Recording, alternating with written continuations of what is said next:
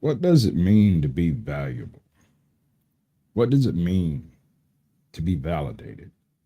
Is it doing what you love and having people observe you do it? Or is it getting paid what you're worth for doing the thing that you love? Or is it just the value of your combined earnings? I don't know. But I don't think anybody has that one quite squared away. Pretty sure. What are the humans doing?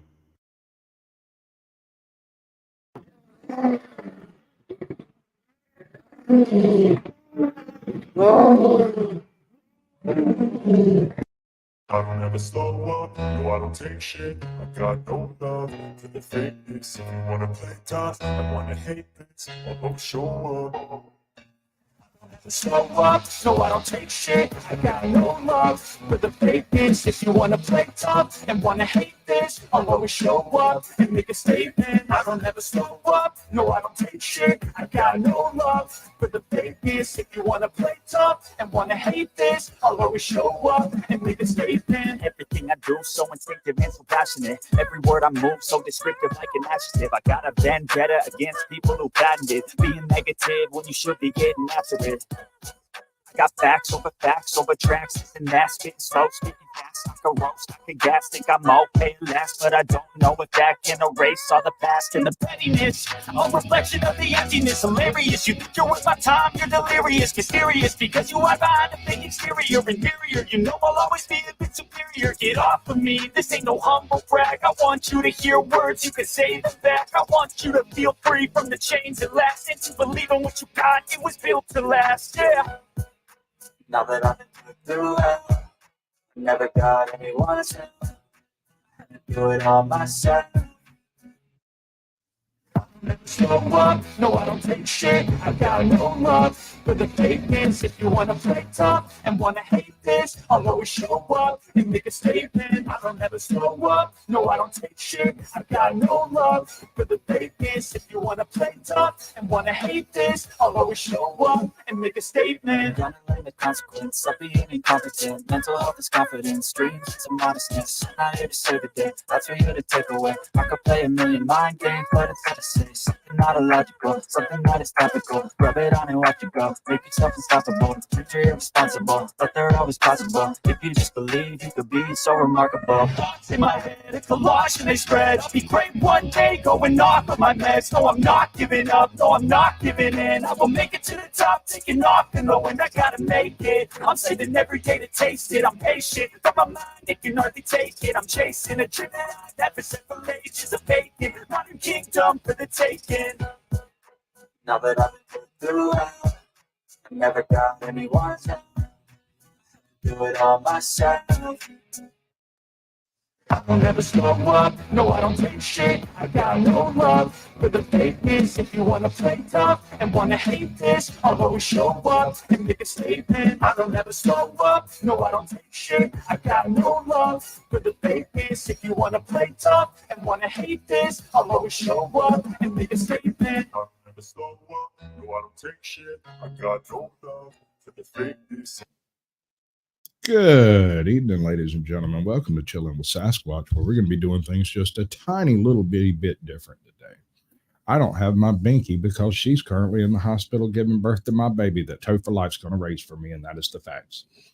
hmm Yep, that's my kid. Don't let them lie to you. All right, so what we've got here is a failure to communicate. No, I got to turn something off over here before we can get started. That thing right there. Bam. All right, y'all know how this goes. I'm gonna roll through chat right after I get done with Cap because me and Cap. All right, I got a lot going on this weekend. Scully's House of Thrillers is doing a full production, live voice acting, uh, Shawshank Redemption Saturday at my usual time. Then Sunday, also at 8 p.m. Eastern, Captain Curmudgeon is doing a 500 subs uh, celebration stream. He's invited me to come join him and co-host with him, which is awesome. I love it. But he's probably going to break 650 before he actually gets there because homie's on the move, and I love it. You know I love it. As far as the elbow cough thing, that's the dab doohickey. That's that thing. Anyway, let's unmute everything and see if we can't get this show crunk up and off to a start. How y'all like that idea? Couple items of channel business to attend to right at the top, because the pace of events sure does quicken when all of a sudden one of your videos pops 46,000 views. What's that? 47,000, sorry. 2 years and 10 months to get to 250 subs, 19 days to get to 500. And obviously, I have you new subscribers to warmly thank for my newly minted status as a tier 1 monetized YouTuber. Didn't really expect to ever get monetized on any level. So when I did the application and they said, we'll get back to you in under a month, my assumption was that a month would go by and they'd laugh at me and say no. But in the event, I think it took less than a day and a half for the approval to come through. So imagine that. So now I get to do memberships, super chats, super thanks, and some other things of which I have a dim to non-existent understanding. I haven't activated any of it yet. I think I've still got quite a bit of paperwork left to do, in fact. But since I know so little about any of this stuff, I would like to humbly appeal to the audience for their guidance vis-a-vis what sort of premium content they might like to see. I know the standard things that people do are exclusive content, early access to the regular content, and outtake reels. The only thing I know for certain is that I'm not doing that last one, because first of all, I have no outtakes. And second of all, because it seems a bit sleazy to charge people money for stuff that wasn't good enough and got left on the proverbial cutting room floor. But there is one thing I know for damn sure. If I'm allowed to do super chats, get ready for a hell of a lot more live streams, baby. In fact, before the end of the week, once I finish getting the administrative details ironed out and once our schedules align, you are all cordially invited to the inaugural filthy lucre brazen cash grab live stream starring Cap and Squatch. I don't know if I'm settled on the title yet, but it'll be something close to that. I like the title. And I know that big furry bastard is probably going to demand 50% of the cut from the revenue, which I am happy to grant, obviously. Absolutely but not. Make no mistake about one thing. Jim Eagle, you get no money. You will continue working hellishly long hours in brutal conditions with no compensation or praise. Get back in the closet. Like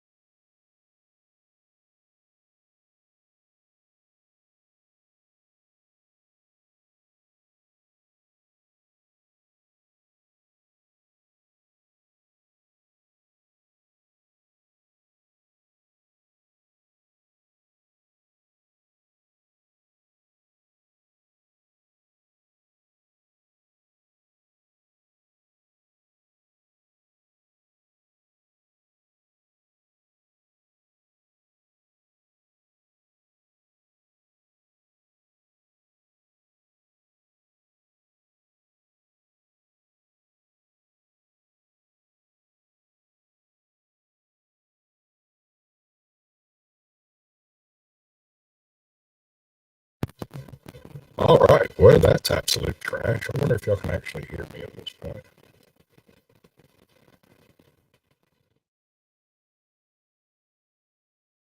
Oh, that's real bad. Hello?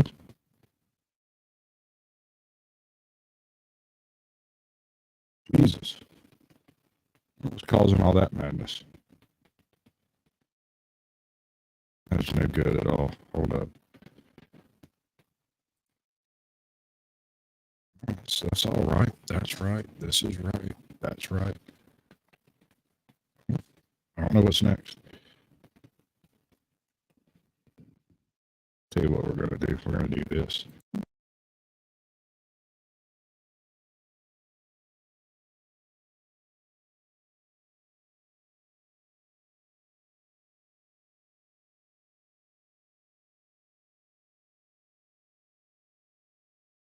How about now?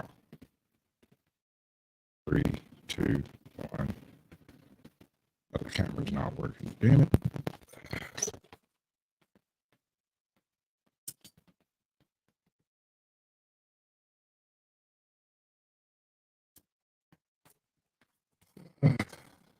Oh, that is terrible. I'm sorry, folks, but you know how it goes. The technical issues are part of the show, I guess.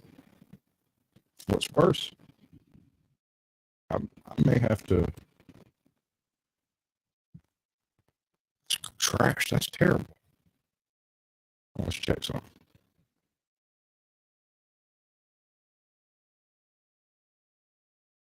Well, there's a couple items of channel.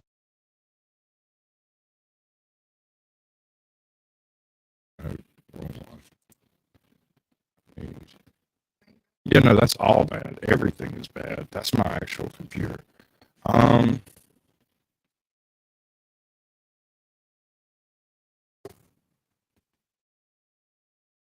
right, let's do this the other way.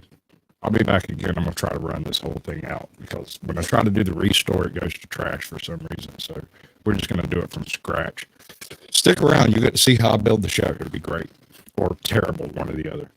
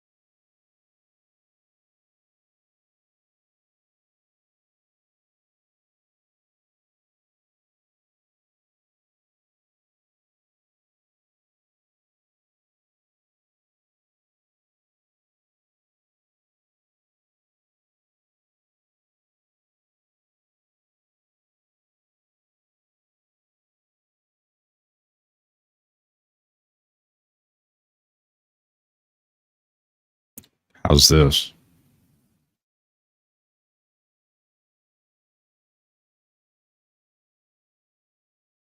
That's much better. I need to turn that down. This needs to turn down. Okay, let's try this from scratch, folks. Since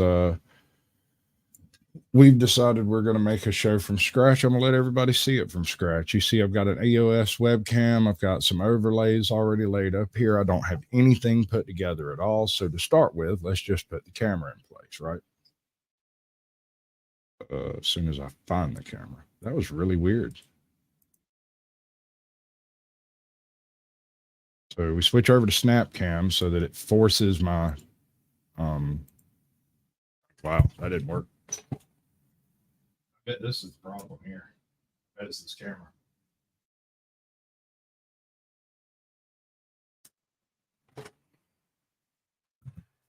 Is it going to be like abracadabra and work fine? Are we there? Yeah, okay, we're there. Now, next step. If I was doing this to look cool, what I would do is throw up like my gold. No, yeah, I'd throw that up and then probably oh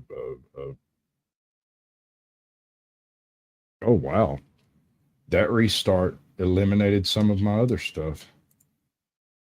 That's weird. Why is stuff missing? That is so weird. If we do that away, we do. Oh, none of that's been reset. Oh my God. Okay. All right. Back to square one. We're just going to start this whole show over. So you always utilize StreamYard and Google. So you use Chrome for StreamYard because StreamYard was made for Chrome.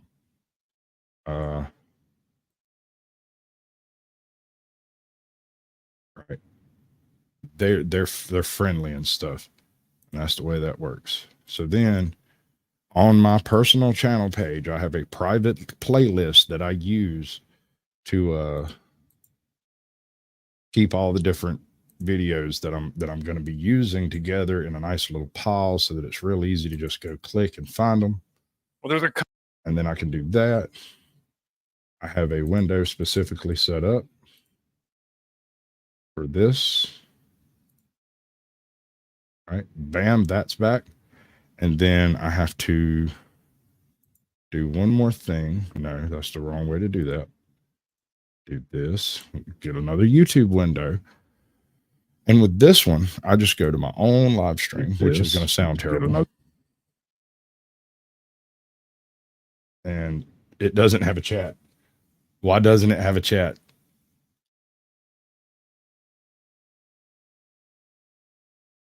Why doesn't it have a chat? Oh, wow. Squatchception. Ha.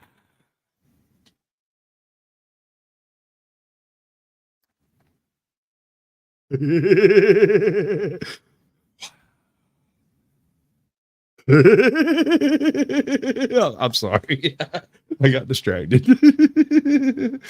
I may have to do something about that. I don't know yet.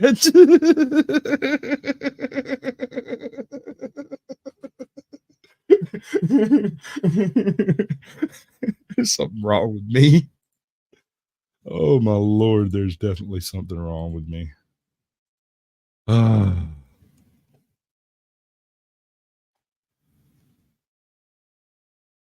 All right, we're going to come here. Maybe there'll be a chat on this one. Where's my chat? Okay, there we go. All right, so you use the pop-out chat, which is why it's a problem if it's not there, right? And then you completely eliminate that window, right? Poof, that's back in place. Poof, that's back in place. Poof, we have a show. All of the other frou-for-all that I do doing this stuff is OBS playing. It's stuff like this where I take this,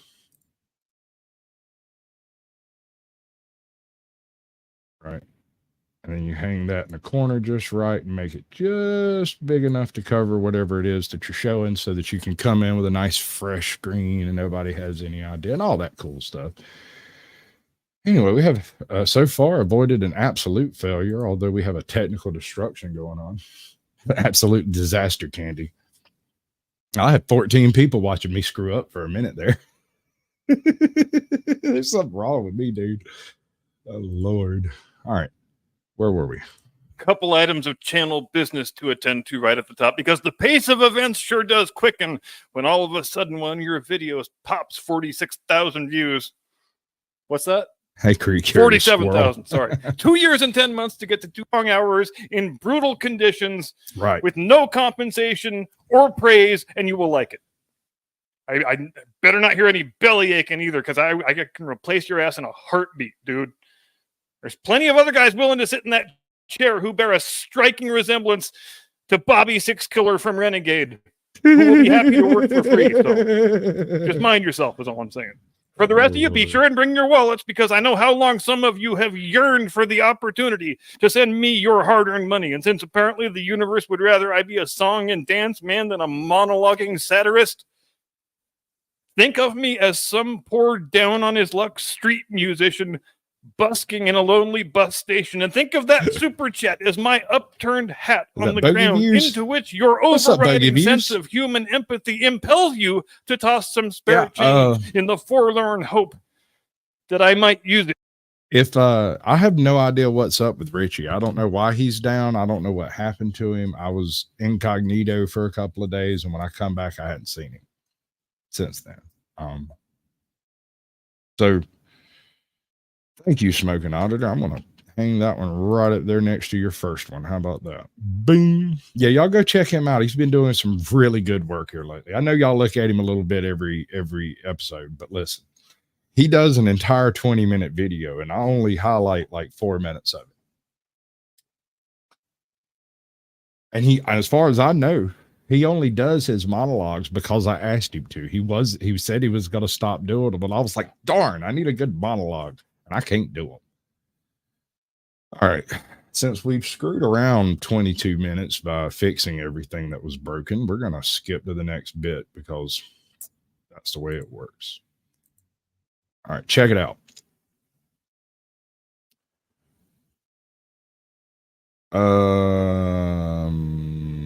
It wasn't John Denicola. It was Smoking Auditor gets the gold. John Denicola gets the silver. And I think it's Cat. Is it Cat? Yeah, Cat gets the bronze. Welcome to the show, Russell Sperry. Good to see you. This one's always kind of bothered me saying it because I feel like I'm saying it wrong. Essendon Hennessy. Drunken Chef Barbecue. Welcome to the show, bud. Appreciate you coming through. Curious Squirrel. Good to see you. Bogey Views. Awesome, bud. Good to see you. Yeah, I don't know nothing about Richie. I lost track of him a couple days ago. YouTube violated him. Well, that's par for the course. That seems totally legit. Did I miss anybody? I think I got everybody. New York Outcast, welcome in, bud. I've been enjoying your polls, man. I like trolling your polls. I'm sorry. I know I'm not supposed to be answering them the way I am, but when you offer me 15 types of beans and ask me what I'm going to eat, your ass lands on the menu. And bold of you to assume I wouldn't eat a person is all I'm saying. Okay, third man syndrome. Anybody in chat familiar with the third man syndrome?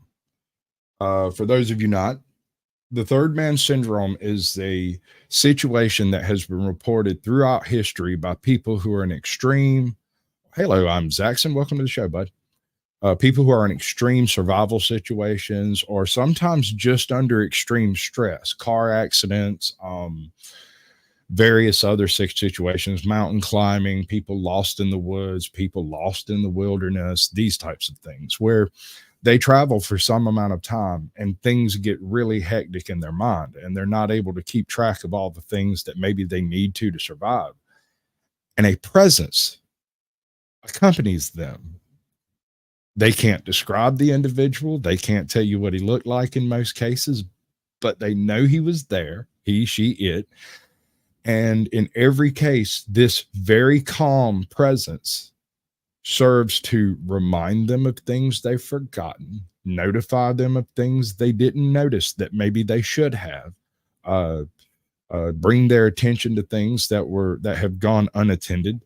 And in several cases, at least 2 or 3 dozen cases in history, famous, reputable, God-fearing men, as it were, testified to having someone with them and then not. In one case, a mountain climber was so stressed out by his climb and his failure to reach the peak. On his way back down, after his buddy had convinced him they weren't going to make it and that if he tried to go any further, it would be risking himself and the team downhill because he had some of the communication equipment that they didn't have. And this guy that was with him convinced him to go back. And so he goes back, and on the way back down, he takes out his last piece of cake and he splits it in half to give it to the guy that helped him. And he's eating his and stumbles around on the mountaintop for a minute trying to figure out where the guy went because he never existed. And they're not all recent stories. There are some from 100 years, a couple of 100 years ago, where historians, and I say historians, but people who wrote, scribes of various types, report what was reported to them, and they report an almost identical scenario. Now, I've only got a couple of videos on this one tonight, and we may go into the whole thing a little deeper on another show. We might do a whole show on the third man syndrome. But yeah, right. So it's someone different than the voices in your head be crowded. Yeah, no, I'm hip to that, man. It remains undecided exactly what this is. Most science attends to the idea that this is basically a mental manifestation of your subconscious, that it is you. It's just that you're so consciously tied up in the survival circumstance you're involved in that you don't realize that it's you telling you these things. It might be your internal monologue or something along those lines. Everything still sound good. I'm gonna start this up. I want to know if it sounds right too.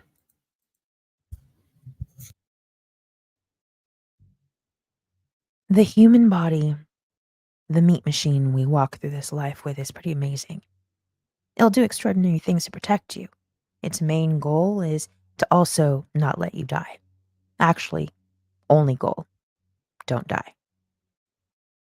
In extreme life or death situations, those are very, very rare, Smoking. What he says is there have been documented instances where the third man who didn't exist was able to physically interact with the world and help carry stuff.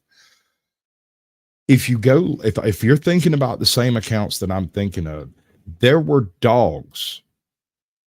They used pack dogs, and I firmly believe that they projected this third man syndrome onto a couple of the dogs, and that's why they were able to help carry and move stuff. Hey, Shasta Valley, welcome to the show, bud. Good to see you. Long time no see. Well, last time I went live, I suppose. Awesome. Anyway, so I don't see why that would be any more, what's the term that's so hot right now, neurodivergent. I don't see why that would be any more neurodivergent than just imagining somebody's there, or even getting up and going and doing the stuff and then coming back, sitting down and wondering who just did it. If you've ever been up for 5 or 6 days at a stretch, you'd know how that can happen. survivors have been known to describe something that has since been deemed the third man factor, or the third man syndrome. It is an unknown the feeling factor. of having someone, We don't know. a companion Gimmickless. by your side, to help you through whatever Welcome to the show, trauma you may be Gimmickless experiencing at the News. time, despite, in fact, being alone. There are several theories as to why this happens. The paranormal, guardian angel, or also there's another explanation which is called the bicameral mentality. Both of these we'll go into later. At the end of the day, though, these experiences have led people to avoid a certain death, and that shit's wild. 2 weeks before my 23rd birthday, I was attacked by my dog. All right. So this chick has a very interesting story. This one and the car accident story that's in this video are both kind of odd and could very easily be explained by random passerby simply being a little nice. Except that in these circumstances, the likelihood of a random passerby just being there, whether it's in the middle of a road, in the middle of a car accident, or while she's being attacked by a dog, most of the time random wanderers aren't going to wander over and check you out when you're currently being devoured by a bulldog. Most people will avoid that bulldog, I think. I might not. Oh. But anyway, let's check out her story, see what she has to say about the whole situation. And he literally took a chunk out of my arm, including my arteries, my bone. It's all gone. Well, at the time, we somehow got him off of me, and we were just screaming. It was like 2 a.m. for help. I know it's probably an evil statement, but I feel like she might be able to give a hand job around the corner. Screaming for help. I was army crawling through my blood. I get inside. I'm literally starting to black out, and then appears this man. I vividly remember him in a hood, and I know I was dying. My dog's eating, sorry, because I remember the back of his head. And apparently he had a dog with him. He tied his dog up, and he came and tourniqueted me. So essentially, he's the person who stopped me from dying, and he sat with me while we waited for the ambulance. I got in the ambulance and went to the hospital, and Hey, Smoking, you wear steel-toed boots, right? Even if you don't, you wear regular boots. I advise you to feed that dog your boot. And I don't mean kick him in the face. I mean, when he comes up and starts trying to bite, you stick that boot down his throat. Don't try to kill him. Just let him get the boot. He'll be so tangled up trying to chew that boot. He's liable to not mess with you. And a less likely and less tenable action. I have yet to meet a dog that if you've grabbed them by the tail and you put their tail where they could reach it with their mouth, they don't immediately start knitting fleas at it. That might work. I'm not suggesting it, but it might work. still to this day have no clue who that person is. He literally disappeared. So I noticed while 99 researching this Acres, video good to see that whatever this ya. may Welcome be, back. consciousness, ghost, angel, it seems to appear to people in their most comforting form. For example, the man that appeared to the woman who was the victim of a dog bite with a dog. This could have been comforting to her as a dog owner. Personally, I'm not trying to be around a dog at that exact moment after I've been attacked, but it seemed to have worked for her. Other stories are of a beautiful woman who appeared. Bro, if you attempt to gouge a bulldog's eyes, he will chew your face off while you do it. If you attempt to gouge a German Shepherd's or Doberman Pinscher's eyes, they will chew your face off while you're doing it. All right, so sort of like doggy kung fu here, and these are not things I advise you to try except in the most emergent of circumstances. If you're dealing with a bulldog, a mastiff, bull mastiff, something along those lines that have a large amount of face skin, and you can get a hold of a piece of that skin, grab that skin and stuff it in their mouth and don't let go. As long as you can keep that skin between you and that dog, he will not bite you hard enough to hurt you. He will have to cleave clean through his own cheek. He might. Depends on if the dog's been trained. But most of the time, they will bite down hard enough to realize they're chewing on their own face and they will back off. And that's the moment you have to get control of the situation. Plan B. And this one's really hairy and not something I would advise you to try unless it's extremely emergent.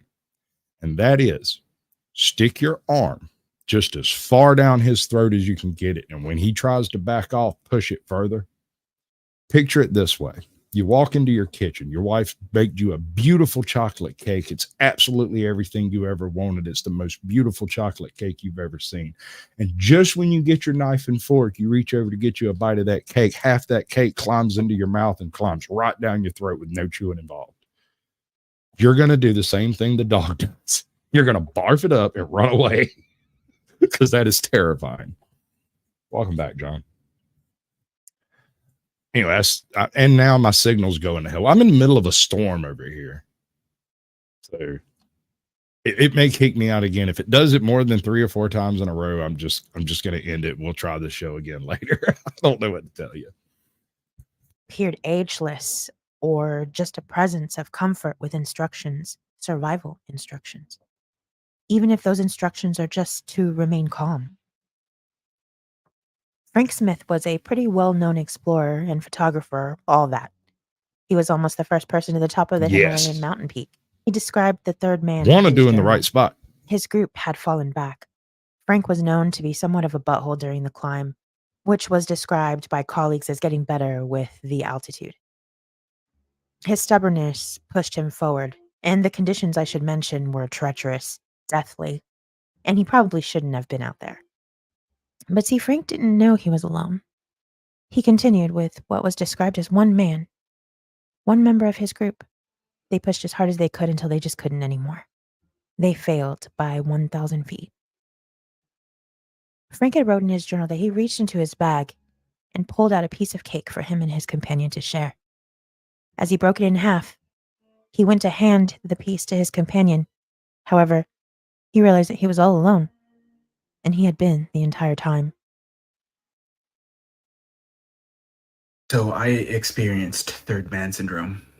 So I have to preface this by saying I think it's just a life and death situation, a survival situation. I don't think you necessarily have to be in a car accident for this to happen to you, because I got a was in dollar. the ocean It and I broke says, my neck. in the next 10 minutes or so after I start this thing crawling across the bottom, my YouTube is going to stop functioning properly until I turn it off. And I nearly drowned. And then when I was pulled out onto the sand, I realized that I was paralyzed, that I couldn't move my body, and I was really freaking out. It was chaotic. A crowd formed around me, and I was obviously freaking out. Hey, because, Matthew, I didn't see you there. Good to I see you, bud. can't feel my body. Appreciate you I can't coming move. through. And yeah, I remember looking over to my left, and there's this beautiful girl. She could have been anywhere between 18 and 50. But she was wearing a black bikini, and she held my hand. And I remember looking over to her, and she was holding my hand, and she was exuding just peace and calmness. And I calmed down. I stopped freaking out, and it was very reassuring and comforting, and I was able to just like stabilize my emotions. But the thing is, nobody that I was with that day really remembers her. And I don't even remember at what point like she left.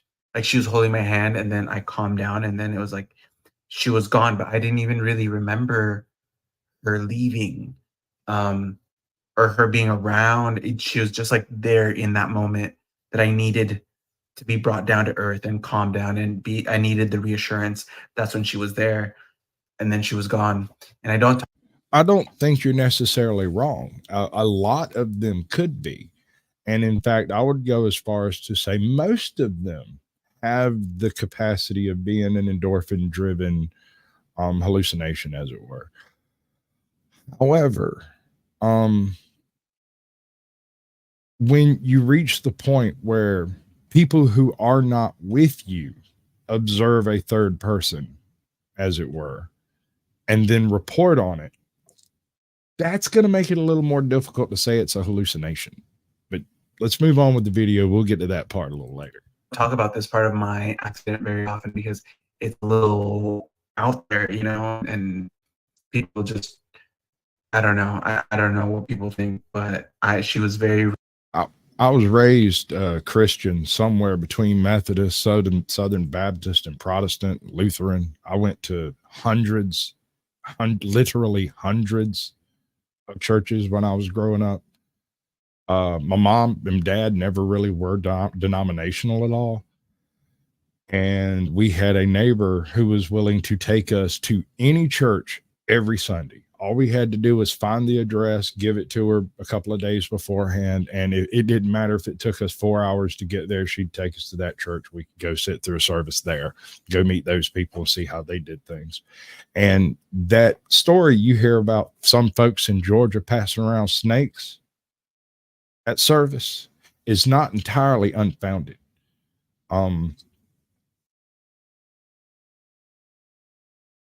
I found a church in South Georgia, not very South Georgia, but a little farther south than I am, where they had an entire menagerie of venomous vipers in the foyer of the church. And that was exactly as far as I went into that church. I stepped into the foyer, saw the vipers, turned, and left. For I am not one to take up the serpent to prove my faith in God. I will take up the serpent to protect my children and family. Otherwise, they can just slither right the hell on. I don't care. That is a nope rope, and we nope it. Absolutely. And I wouldn't go as far as saying I got drugged through. We had the choice of either going to a local church, which was a Southern Baptist type, or we could go with this nice lady to whatever church the older kids decided on, and it was all over Georgia. Like, we went to churches in Rome, we went to churches in Gaston, we went all over the place. Hey, John Eagle, welcome in, bud. Good to see you. So if you take a religious opinion of it out of the box, you're liable to find a religious explanation immediately. But some of these people weren't religious, or if they weren't the type of religious you and I are. We'll go in a little bit further in the videos and you'll see what I mean, because when you get to the older reports, hey, Brandon, when you get to the older report, sometimes they're not actually reported by the people who were involved, but by people who witnessed it, which is a little different if you think about it. Real to me. She was very real to me, and nobody remembers her, the girl in the black bikini. Oh, this actually happened to me when I was 16. I was in a really bad car accident 2 weeks into getting my license. It was just me in the car. And I was making a left turn, and then someone hit me right on the side of my car. My car ended up on another side of the street. The wheel popped off. I ended up sideways. The other car, they had to get emergency surgery, all that jazz. But when I got hit, my car started spinning, and I remember screaming. And the second my car stopped at a halt, a man knocked on my driver's window. And I think I got out. I really don't remember if I got out or if I tried to roll the window down. But I remember I think I got out. So let's say I did get out, and he was like, "Hey, are you okay?" And I was like, "Yeah, I'm fine." I don't really remember exactly what our conversation was. And then I remember we had that super brief conversation. I feel your I pain, turned bud. around to look to see like where the other car was, and I looked back, and where he was standing, he was gone. So Well, Gimmick, there are the cases where group hallucinations take place. And if you've ever been with a group of about 8 people doing LSD, you do share hallucinations, although I'm sure we all perceive them differently. When you go to rote description of what was reported amongst 5 different people seeing something that doesn't exist, it's amazingly coherent sometimes. But I'm told by a friend. I have no idea, of course. So I looked around, he was nowhere to be found. And then after all that happened, I thought, when my car stopped, immediately when my car stopped is when that man was at my window. So there was no way that he walked into the middle of the street. And so the first thing you fall back on is, okay, when she hit the other car or whatever it was that happened that caused her accident, she struck her head and it gave her a concussion. And so time didn't pass properly by her perception. He just appeared outside the window. Okay, I'll buy that. But she doesn't. As my car was literally spinning in the middle of the street right after it got hit. So it was just a really weird situation. And I've like told people about it, and they're like, "What?" But I didn't know third man syndrome was a thing, or the third man phenomena. So that makes me feel a little less crazy and a little more comforted. So what is it? Is it something that is in fact paranormal, or our consciousness trying to get us out of a bad death situation? The notion of bicameral mentality emerged from a groundbreaking idea from a psychologist called Julian James in the 1970s. James proposed that the theory was exploring how human civilizations perceive their own thoughts in consciousness. The breakdown of it suggests that early humans operated under a different form of consciousness, that we had a divided mind. He basically said that the brain was divided into 2 chambers or hemispheres. One side was for perceiving, the other was for guidance. Damn it, Lorenzo. And in his You didn't remind me to get the links right. They're all in the description, but I like to put it over here for the video. The name of this channel is Getting Spooky. 34,000 subscribers and on the grow. They do really good work. his words, from what he describes as an external force or an external guidance. But see, this is where he kind of loses me a little bit because since he does say that that voice is more of an external voice and not more of an internal monologue. So what does that mean? James says that the reason why our brains worked this way was because we needed it to evolve. And as we continue to evolve, we slowly started to lose. That's an issue I have with this whole evolution driving science narrative. There seems to be the perception in evolution that things evolve because they're needed. And that doesn't compute when you talk about an accumulation of mutations leading to evolution over time. Don't see how the need of a thing plays into something that doesn't directly drive sexuality or reproduction or benefit reproduction or survival of the species. So the need for a bicambrial mind wouldn't drive the evolution of a bicambrial mind. The existence of a bicambrial mind may be taken advantage of by the evolution and may force further evolution in that thought pattern. But the origination of it, your guess is as good as mine and probably as good as theirs. That aspect due to languages and other complex social situations. Did we really lose it though? Is it something that we developed to evolve to make sure that we just continue to exist? Is this a guardian angel? I guess it's like always what you believe, right? Yeah. I fully support that there is a one side of consciousness that can definitely kick in times of trauma, 100%. If you had asked me a few years ago if I thought that it was a guardian angel, I probably would have said no. But it's so intriguing, the stories that we've heard today, how if that person or being didn't Oh, y'all happen to be touching my there, heart. That's what those that people is, ain't it? surely would have died. Keep seeing things moving I'd over love to there. hear what you think about this. Do you have any crazy stories or something similar? Post them Not below. really. Not really. I also wanted to take a second. I don't really have a third man thing that I believe was not real. I have encountered people in extreme circumstances where I didn't see them again afterwards, but it never occurred to me that they were a hallucination or guardian angel or anything. I mean, chances are it was just a cop, right? Chances are, in my case at least. All right, let's see. We got odd instances of third man syndrome. Can the mind create something? I don't know what it's saying. I'll get the full freaking title going on in a second because I'm that type of person.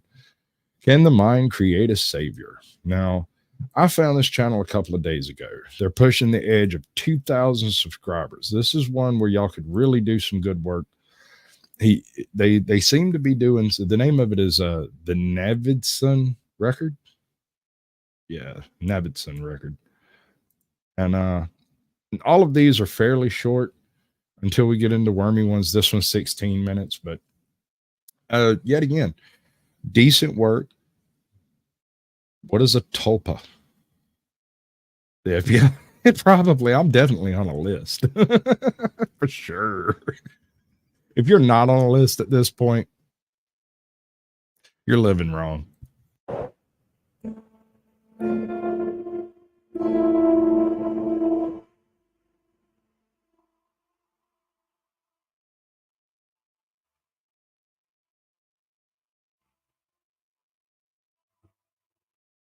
Thank you, Smoking.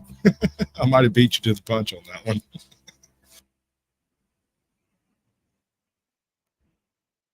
Hold on. There's a question for you. When I do these shows, I leave my playlist private.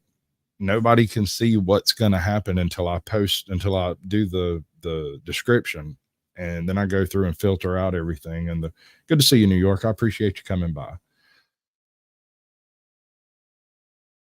Would y'all rather me set up a playlist to just leave the videos I'm presenting up on, or just do it the way we've been doing it, and I keep my personal playlist personal? Because I don't share the actual link to the video. I share the link to the creator because I don't want you to go and watch the video I showed you.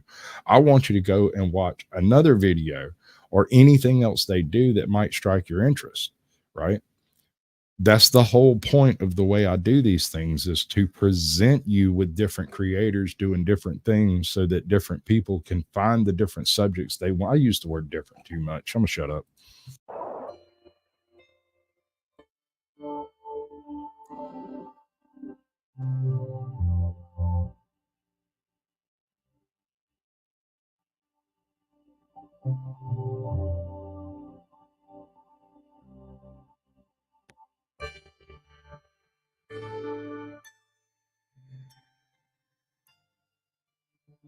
In the notes of his 1922 poem, The Wasteland, T.S. Eliot mentions a certain book that served as inspiration for this passage. He admits that he doesn't remember the name of the book, but found the story itself to be unforgettable. He says the following about the unnamed book.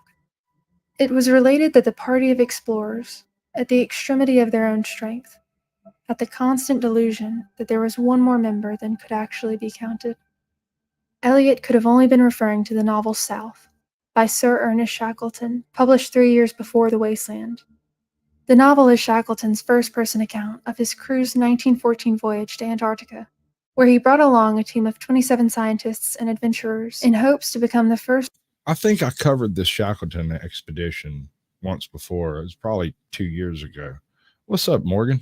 Good to see you, bud. And for those that's Morgan. He's a very interesting fellow, although I find it difficult to follow him sometimes. But yeah, I covered part of the Shackleton expedition, and I kind of skipped over the third man syndrome. I mentioned it, but I said I'd come back and cover it at a later date. We're going to go a little bit further into it tonight. First group to explore the mysterious and isolated continent. But dreams of adventure quickly dissolved into a very real battle against the elements. As their ship, the Endurance, entered the Weddell Sea, water began to freeze around them, trapping the vessel in a block of ice that refused to be steered. As the ship drifted far off course, the men began to hear a sound from their worst nightmares. It was the sound of wood splintering as the grip of the ice tightened around the ship. As icy water began to flood the boat, the men were forced to grab what they could and climb onto the ice. There, they watched their only safe haven from the cold sink into the depths of the sea. Thankfully, several smaller boats were recovered from the ship, and the 28 men were able to migrate to Elephant Island, about 150 miles north of Antarctica, and only slightly more safe than a drifting slab of ice. The island was brutal, as the men had no effective means to hunt the few creatures that inhabited it, and there was little to gather in the stubborn soil beneath the snow. Knowing they wouldn't last long in these conditions, Shackleton recruited 5 men to journey north to South Georgia, about 800 miles away, to get help from the crew at the whaling station.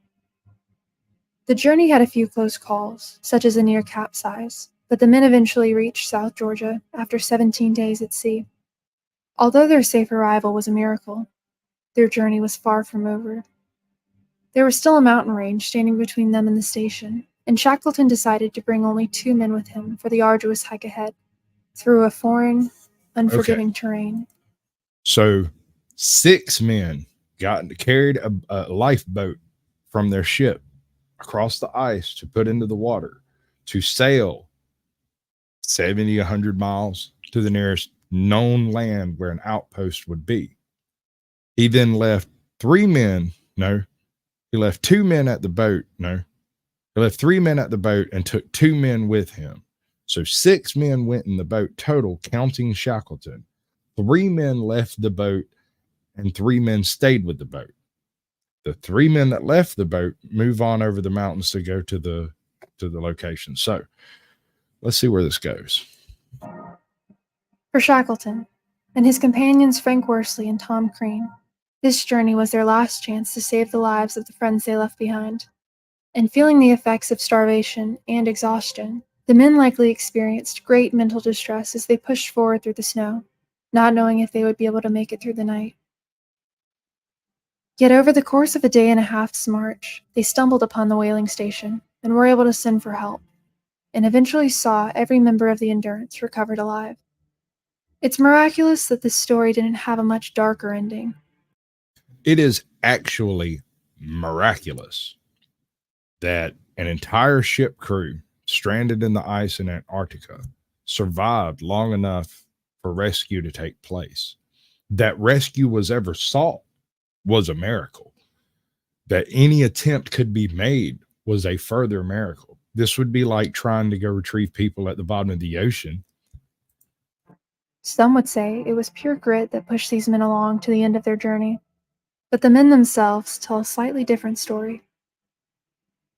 When I look back at those days, Shackleton recalled years later, I have no doubt that Providence guided us, not only across those snowfields, but across the storm-wide sea that separated Elephant Island from our landing place on South Georgia. I know that during that long and racking march of 36 hours over the unnamed mountains and glaciers of South Georgia, it seemed to me often that we were 4, not 3. I said nothing to my companions on the point, but afterwards, Worsley said to me, "Boss, I had a curious feeling on the march that there was another person with us." Crean confessed to the same idea. One feels the dearth of human words, the roughness of mortal speech, in trying to describe things intangible, but a record of our journeys would be incomplete without a reference to a subject very near to our hearts. The 3 men, without mentioning it to each other, sensed another presence with them in the mountains, seemingly guiding them towards safety. This account is now cited as the first recorded instance of third man syndrome, a phenomenon in which a guardian of sorts is seen or sensed by a person in a dangerous situation, and which typically leaves when safety or rescue are in sight. While Shackleton was the first to write about this experience, reports began to emerge in the years after its publication that confirm this presence has been felt far beyond the reaches of South Georgia. Today, we'll be examining 5 of these reports, beginning with the man that was almost the first to conquer Mount Everest. All right. So here's the story that is most telling, in my opinion. An individual with a drive so strong that even facing direct suicidal death, the man was walking straight to his demise, but he refused to turn back. How do you get out of that situation? Stop and turn around, lie to everybody? I don't know. I doubt it. Sometime in 1933, veteran climber Frank Smythe joined a group determined to be the first to scale Everest. The men seemed to have a strong start, but as their march continued, and the air seemed to become thinner with every step, they began to turn back one by one. This continued until Smythe was the only one left, pushing beyond all boundaries his body could endure. Without supplemental oxygen, Smythe was able to make it within 1,000 feet of the peak of Everest before he realized his body could go no further. Smythe weakly turned around and began his journey back to base camp, but began to experience something strange. In his own words, "All the time that I was climbing alone, I had a strong feeling that I was accompanied by a second person. The feeling was so strong that it completely eliminated all loneliness I might have otherwise felt. This feeling of companionship felt so real that at one point Smythe broke off a piece of his mint cake to offer it to the presence, and was actually surprised that there was no one to accept it. Now, I want you to picture this man standing on the edge of a glacier on the top of the freaking world, having just failed his life's ambition of climbing Mount Everest. But he doesn't feel lonely or bad because someone is with him. And he's so convinced of this that he's going to share his last bit of rations, a tiny bit of cake that he had intended on eating at the top of Everest, with someone that doesn't exist. To me, that's telling. This man had climbed dozens of mountains. He had been alone for days and days. He'd done all kinds of wild adventures, but he never reports anything like this before or after. He continued the difficult hike down the mountain, all the while feeling as if another was walking beside him, until eventually his group's camp was in sight. Only then, he reported, did it feel as if the presence had left his side, and he walked the rest of the way to safety, feeling truly alone.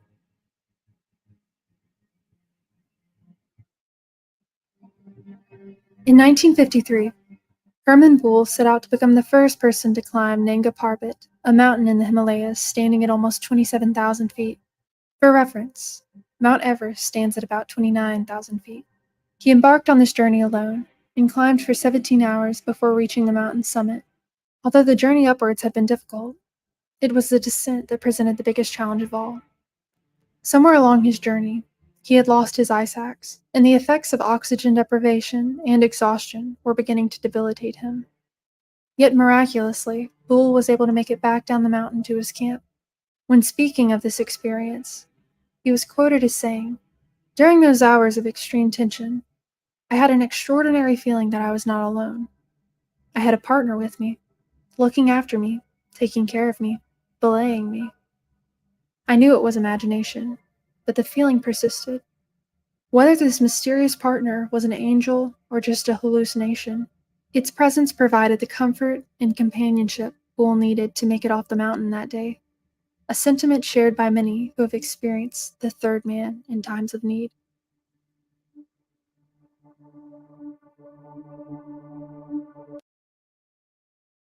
So, dude who is comfortable being alone, comfortable even in extreme circumstances, climbing mountains by himself or just with a single partner, invented a partner so that he didn't feel so bad for leaving everybody else behind. I'm asking. In 1895, experienced sailor Joshua Slocum was on track to become the first man to sail around the world completely alone. Slocum stopped in several different countries during his voyage, with one of his first stops being in the Azores, a small string of islands off the coast of Portugal. Here, he was celebrated by the locals and given gifts of cheese and fruit. As his ship drifted away from the islands, he couldn't help but try some of the decadent food he was given. Slocum began eating the cheese and fruit, and could not stop from gorging himself on the rich food. Although the food was delicious, he soon began to feel strange. In terror, he realized What's up, he had gotten Kevin? food Good to see you, poisoning bro. and was left writhing on the cabin floor in pain. I interrupt your dinner. I imagine you sitting there drinking shots and eating lobster, crab tonight. So shrimp. You're eating a steak, ain't you? I bet it's ribs. Tomahawk steak, big as my head. Come on, you got to tell me what you're eating, man. I got to know. With almost comedic timing, the ship began to be tossed by a strong wind, a warning of the vicious storm brewing on the horizon. Slocum did what he could in his state to prepare the ship for the storm, but passed out before he could complete all of his tasks. When Slocum finally came to, this was his account of what he saw. "To my amazement, I saw a tall man at the helm. He would have been taken for a pirate in any part of the world. 'Signor,' said he, doffing his cap, 'I have come to do you no harm.' And a smile, the faintest in the world, but still a smile, played on his face, which seemed not unkind when he spoke. Hey, Danny, welcome to the show. I have come to bud. do you no harm. I am one of Columbus's crew," he continued. "I am the pilot of the Pinta, come to aid you. Lie quiet, Senor Captain," he added, "and I will guide your ship tonight." Slocum drifted out of consciousness some time after this encounter, but when he came to again, saw no more dark skies and no more of his companion. The ship was right on course, having traveled 90 miles through the night. The Pinta, mentioned by the mysterious man, was the fastest of Christopher Columbus's 3 ships on his 1492 voyages to the New World, about 400 years prior. Slocum would recover from his illness, and after 3 years, complete his circumnavigation of the Earth. In 1900, he would go on to publish his account of the journey in his novel, Sailing Alone Around the World, which became an international bestseller. Slocum was a beloved figure among adventurers and sailors. Nina, Pinta, and Santa Maria. I'm familiar with the Santa Rosa's captain. Sailors alike, and he showed no signs of slowing Hey, down. Tails, welcome in, babe. Good to 9 see you. years after the Appreciate you publication of coming his through. novel, he set off for the West Indies in the same ship that had carried him around the world. From what we know, he never reached the West Indies, and Slocum was never seen Sometimes or if they're heard from again. particularly dumb, maybe. I don't know. It's a dog. My dog On May freaks out. 20th, My dog freaks out anytime you walk in holding something in your hand. So if you wear a hat or I change my hair, If I wear it on the left side instead of the right in a ponytail, he gets weirded out. 1927. Charles Lindbergh set off from New York City in his plane en route to Paris, France, hoping to become the first person to fly nonstop across the Atlantic, completely alone. Lindbergh encountered many issues on his historic flight, including violent lightning and a thick fog obscuring his view. But around 24 hours into his journey, sleep deprivation posed the biggest threat to his mission. But as he felt his eyelids become heavier and heavier with every passing minute, he began to sense many other people inside the plane with him. In his own words, "They were discussing problems of my navigation, reassuring me, giving me messages of importance unattainable in ordinary life. These spirits have no rigid bodies, yet they remain human in outline and form. They're neither intruders nor strangers. It's more like a gathering of friends and family after years of separation, as though I'd known all of them before in some past life."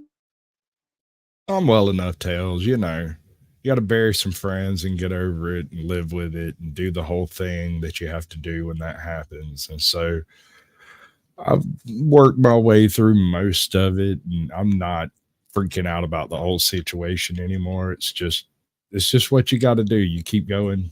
What is it Pops always said? It is what it is, and it is sucky, sucky, sucky. We don't like it. It's called adulting. And when I got old enough to have to go adult, I looked around, tried to find someone more adulty to ask what I was supposed to do because I'd never adulted before. And furthermore, no one had ever bothered telling me how to adult. So there I was, 23 years old, bills, place, girl, the whole nine. No clue what the hell I was doing. God, youth is wasted on the young. Rather than alarming him, these presences seemed to bring Lindbergh comfort and motivation to push through to the end of his journey. And on May 21st, 1927, he landed in Paris.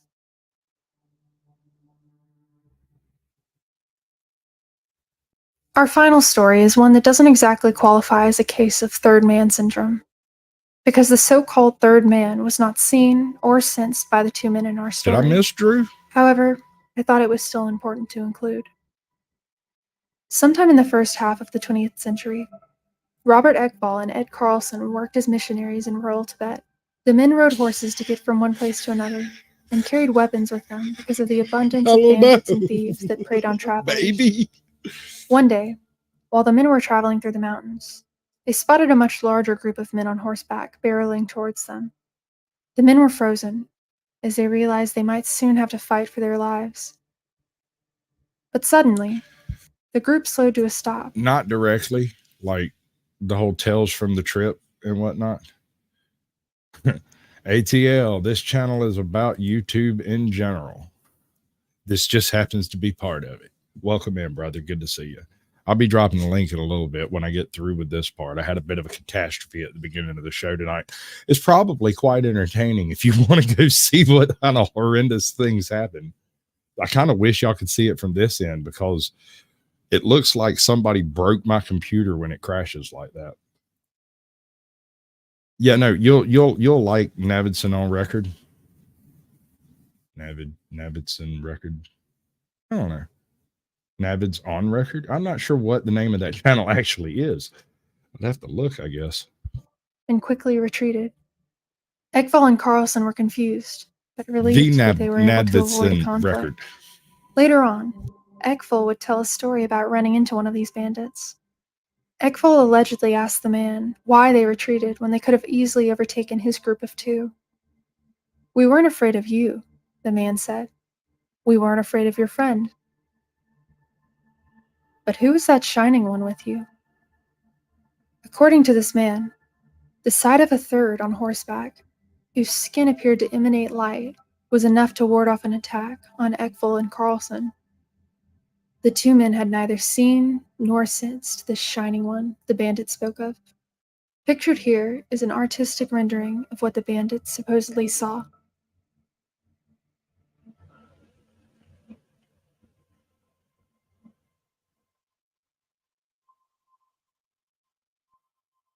In researching the third man phenomenon, I was overwhelmed with the sheer number of stories like the ones we looked into today. It seems that this experience of sensing another when there is none is profoundly human.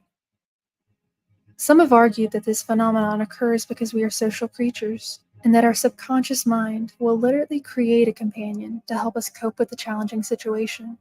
According to one study, up to 65% of children 7 years old and younger have had an imaginary friend. We know that this phenomenon is normal, so it could be said the third man experience is a natural extension of it when our minds revert to a more vulnerable, childlike state. ATL, you do your meds yet? It's a little late. Shouldn't you have already taken your meds and gotten silly? Oh, look, silly. There it is. It has also been argued I that love the it, dude. third I really man do. is simply a hallucination brought on by starvation, dehydration, exhaustion, sickness, or mental distress. But some believe their encounters to be of a divine nature. Guardian angel is a title we often see attributed to the third man figure, and for good reason. When one is in their most dire time of need, the third man can be seen as a beacon of hope, a guide towards the light, a comfort amidst the sorrow. Like all of these theories, it cannot be proven or disproven that this is the case.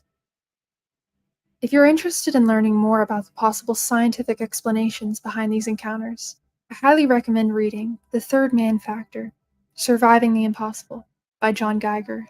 The author also made an online forum for people to share their own third man experiences, so I'll be attaching links to both of those in the description. All right.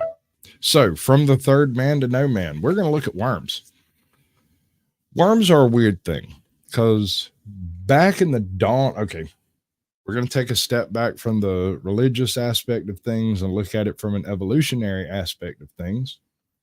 From the dawn of evolution, one of the very first complex organisms that evolved was a very worm-like organism.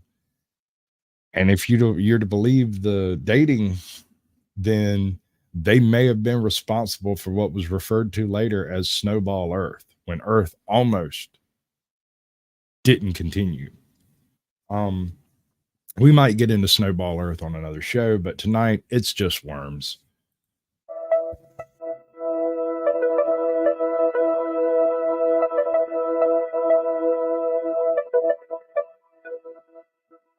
The word worm is a generic term that encompasses several groups of animals that are not necessarily closely related to each other.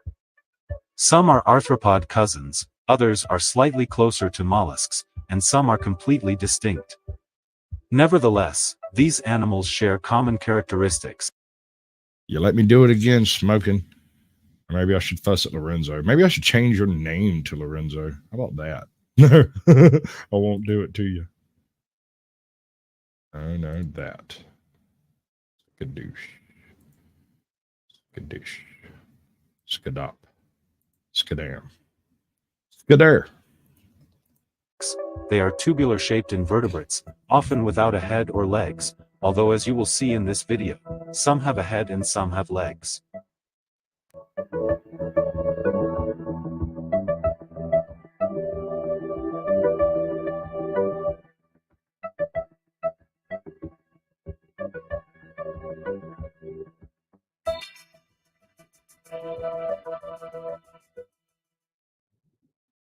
Atoya was a soft-bodied worm with a long, slender body.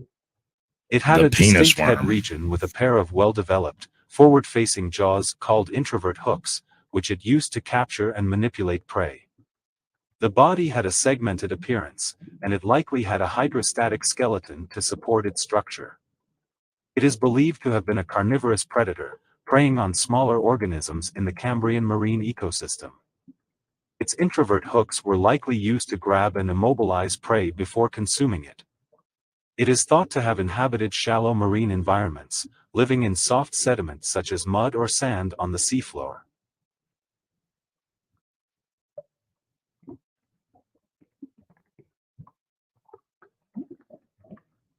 Cenorhabditis elegans has become a widely used model organism in various fields of biological research, including developmental biology, genetics, neuroscience, and aging. Its small size, short life cycle and fully sequenced genome make it an ideal organism for studying various biological processes. One of the significant advantages of studying it is its transparency, which allows researchers to observe its internal structures and developmental processes. It has a relatively simple nervous system consisting of 302 neurons, making it a valuable model for studying neural development and behavior. The connectivity map, known as the worm atlas, details the synaptic connections among its neurons, aiding in neurobiological investigations.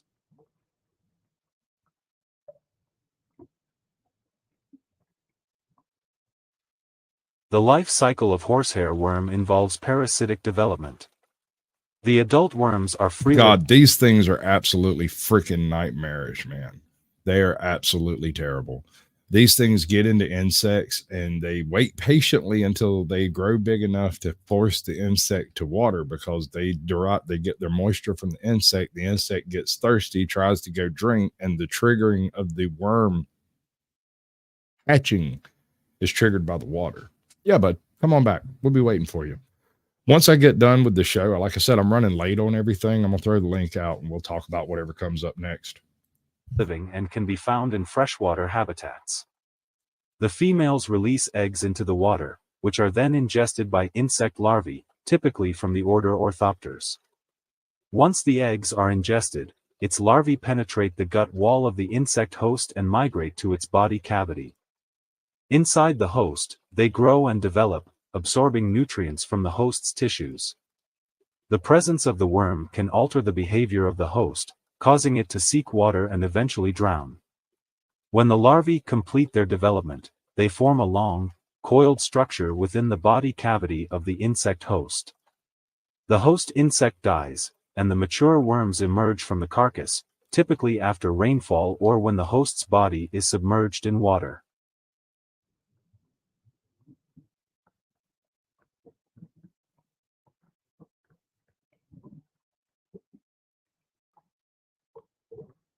Together, onychophorans, arthropods and water bears form a monophyletic taxon, the panarthropods. Water bears by themselves are worth a show. Water bears are one of the few creatures that we can take out into space, exposed to the radiation and vacuum of space, bring back to Earth and turn loose, and it's fine. They just go right on water bearing it up. Onychophorans appeared during the Cambrian explosion and their fossils are very common in the shales. Onychodictyon was characterized by a stout body covered by fleshy papillae and pairs of sclerotized plates with spines, representing part of the diverse armored lobopodians.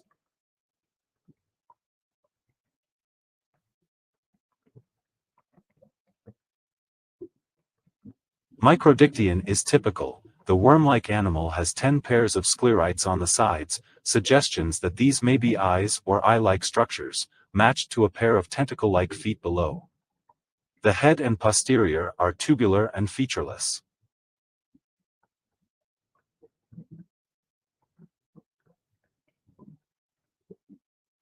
Collinsium had 9 walking appendages and 6 fine anterior appendages. Its body was covered in hair-like papillae, and its fine anterior appendages were lined with seedy, likely used for filter feeding. It was a small worm-like creature with spikes along its back and feeding tentacles near its head.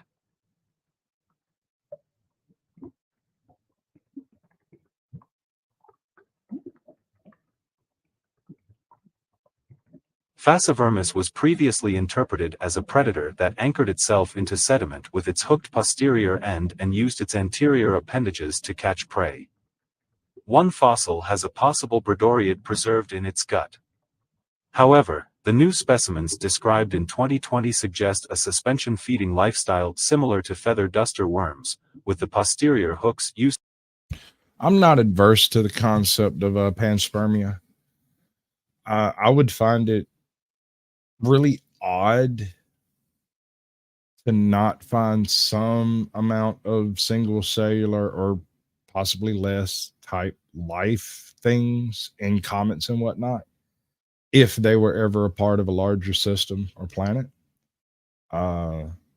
So There's one theory that was put to me a few years ago that I've never really been able to unglue from my skull. The asteroid belt accumulated would create a planet about half the size of Mars in that general vicinity. And if, for whatever reason, Mars wasn't what we think it is, then it could have been larger. If Mars had accumulated some of the detritus from the asteroid ring and something destroyed that planet, hypothetically, right? If life developed on that planet and then it was destroyed, things like water bears would be capable of surviving the trip from that exploded planet to Earth, provided it was done in a chunk of ice. So a comet could feasibly protect water bears enough to cross interstellar distances, because once they're frozen or dehydrated, their life cycle doesn't count that part. As far as we know, they're immortal. Used to anchor itself into their cylindrical tube.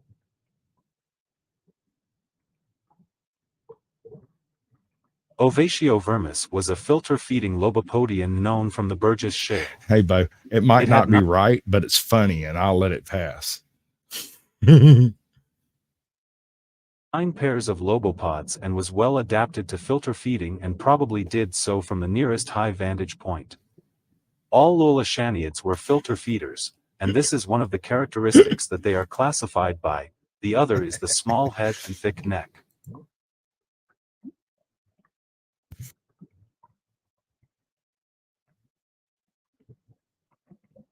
Allegedly. It's one of my favorites right here. Hallucigenia is known from exceptionally preserved fossil specimens found in Burgess. The initial interpretation of hallucigenia was based on the incorrect orientation of its fossils. The spines were initially thought to be legs, and the tentacle-like structures were considered to be dorsal appendages. However, a reinterpretation in the 90s corrected these misconceptions and established a more accurate understanding of its anatomy. It is believed to have been a benthic organism, living on the seafloor. It likely used its legs and spines for locomotion and possibly for defense against predators. Its diet is uncertain, but it may have been a detritivore or a filter feeder, using its tentacle-like appendages to capture small food particles. Its unique features provide valuable insights into the early evolutionary history of panarthropods and the broader context of the Cambrian explosion. Phanahita is an animal with elongated worm-like body and at least 9 pairs of stumpy legs called lobopods. The only available fossil is not complete, and we're the only going to entire do a few more structure is minutes not of this known. one. There's a particular one However, I want to get to. It is preserved in a 3-dimensional structure from which the remaining body parts could be nicely examined. The body has 3 main parts: the head, neck, and trunk. The head appears to be oval-shaped, but much of it is missing.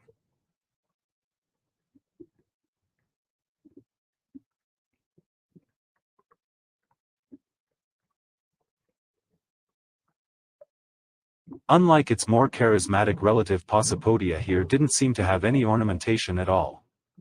It lived in what was then a shallow tropical April, sea, welcome and to the several show. Good to see specimens you. have been found We'll be preserved done in with the robot association voice in with a the minute. weird gummy disc animal Eldonia, Yeah, that which worm may face indicate funny. There's another Possipodia one here either in a minute. preyed on them or scavenged on their carcasses. Some specimens of Aschia have been found associated with sponges, though this does not provide direct evidence of diet. The animal is... What if it's an aqua aquarius by an Aquarius? Would that toss the chip in the woodshed? segmented, and looks somewhat like a bloated caterpillar with a few spines added on, including 6 finger-like projections around the mouth and 2 grasping legs on the head. No jaw apparatus is evident. Giania may have been a benthic scavenger, using its robust legs to walk on the sea floor. The absence of sedimental gut content and terminal claws suggest it was unlikely to be a sediment feeder nor a good climber. The modified appendages... That might explain why they're extinct.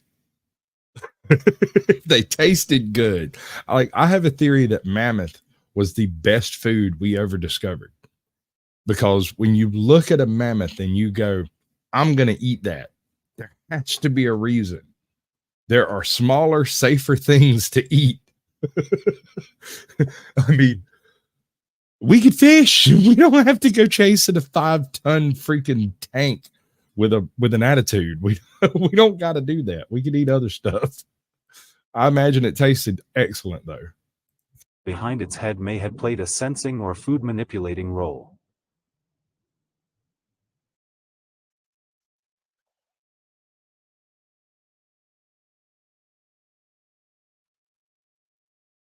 The stub Peruvian feet that velvet characterize worm. the velvet worms are conical, baggy appendages of the body, which are internally hollow and have no joints. Although the number of feet can vary considerably between species, their structure is basically very similar. Rigidity is provided by the hydrostatic pressure of their fluid contents, and movement is usually obtained passively by stretching and contraction of the animal's entire body.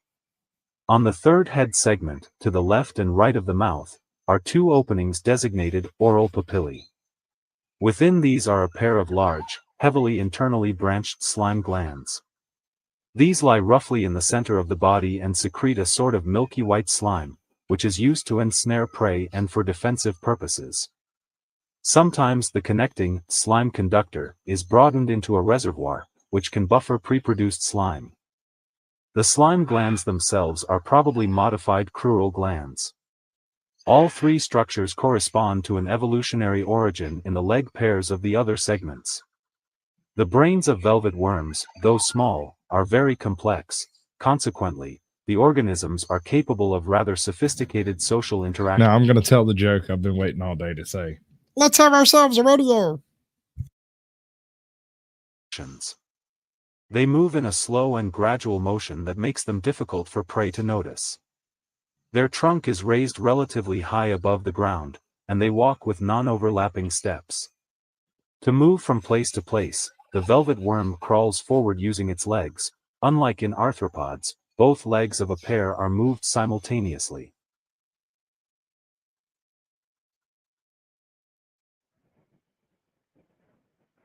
All right, so that is Aiden Payne. What's his name? Make sure I get it right. Anthony Payne. My bad. 40,000.2 subscribers. My man's doing some stuff. I would love for him to go find a narrator worth his salt, because he would suddenly blow up, because he's doing good work, but maybe not quite enough good work, or maybe he just needs some help. You never know. I mean, you never know. He might speak Hebrew. All right, so we're at an hour and 28 minutes. We're going to skip the weird. Well, that was the weird. 7 minutes. Screw it. We'll do it. Welcome back to Worm Week. Ben G. Thomas. Now, occasionally I come dip into this reservoir, and with 500,000 subscribers, homie has got it going on. So I ain't got to tell you that his work is excellent. I've covered this before. But whenever you want to do a particular animal, right, go check out, when you want to cover a particular animal on an informational standpoint, check out Ben G. Thomas's channel. If he hasn't covered it, give it a week. He'll probably be doing it real soon.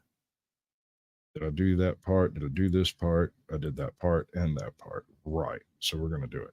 World's biggest worms currently extant. Now, if I'm not mistaken, this is going to be the Peruvian, or I think this was the Ecuadorian discovery, but in I think it's New Zealand. There are worms 8 foot long and like real big, real big. I hope you have all been enjoying it so far. Today's video is on the world's biggest worms. Now, as we already know from previous videos, the scientific definition of a worm is very loose, so a wide range of different organisms can be counted as worms. This causes a lot of problems when trying to find the largest worm in the world, and so one of the contenders for the largest worm in the world is an Ecuadorian species that was discovered a couple of years ago. There's another one at the base of some of the Peruvian mountains over there. They're comparably sized, although one has a larger girth, if you will. to quote Car Thief News, they don't call him Girth Brooks for nothing. I don't know what to tell you, but as far as I know, the ones in New Zealand tend to get they live longer, and so have the capacity of getting bigger than the Ecuadorian and the Peruvian ones. But they're all comparably sized. It'd be hard pressed to say which one is technically the biggest. As I understand it, there are more worms of that type in New Zealand than there are Peruvian and Ecuadorian worms combined. So the likelihood is that the New Zealand worms there would be a larger New Zealand worm than either the Ecuadorian or the Peruvian worms. But we really don't have enough information on either of those to know, whereas the New Zealand ones are fairly well documented. I've chosen to look at a wide variety of some of the biggest worms around. The definition of biggest also leaves a lot up to interpretation, as it can mean length, weight, or width. In the end, this is just an excuse to look at some pretty cool and strange worms, and the exact definition of biggest will be left vague. First up, we have a rather large worm from Africa. It can grow up to 6.7 meters long, but only averages about 1.4, which is still enormous, but not as long as others on this list. It can weigh over 1.5 kilograms, which is pretty hefty for a worm. They don't live throughout all of Africa though, and only inhabit the southern Cape, and are particularly common in the Karoo. Other than being enormous, there isn't much that makes them exceptional, as they are simply a kind of earthworm, and so do all the usual earthwormy things, like staying underground and only really coming to the surface when it's wet. Overall, a very big worm, and probably the biggest earthworm species, and definitely the biggest in Africa. We don't really know why they get so big, but hey, I'm not complaining. Next, we have our second earthworm species on the list, this one hailing from Australia, the land of oversized nightmare fuel. That being said, the giant Gippsland earthworm has not been found to grow to the same sorts of sizes as the African giant earthworm. They grow on average to 1 meter, but at a maximum of 3, which still makes it enormous, and the largest in Australia by far, but just not as big as the African one. Just like the African giant earthworm, they also spend almost all their time underground, and only heavy rains will flush them out. Obviously, you've never seen a tapeworm. That's not at all what they look like. Tapeworms are disgusting parasites. They're hard to deal with. And maybe one day we'll do a show on it. I can get all the heebie-jeebies in the word out of my veins. This is because they don't live in the topsoil layer, but actually in the deeper subsoil. But the subsoil where, you might be thinking? Well, if you're Australian, you probably already know, because Gippsland is an area in the state of Victoria. Because they spend so much time in the deeper subsoil and rarely breach the surface, they create huge burrow systems, as you can probably imagine. Their size slows them down, however, and limits their population, as their habitat can't support so many large worms. This has caused them to be classed as endangered, sadly, alongside massive habitat loss.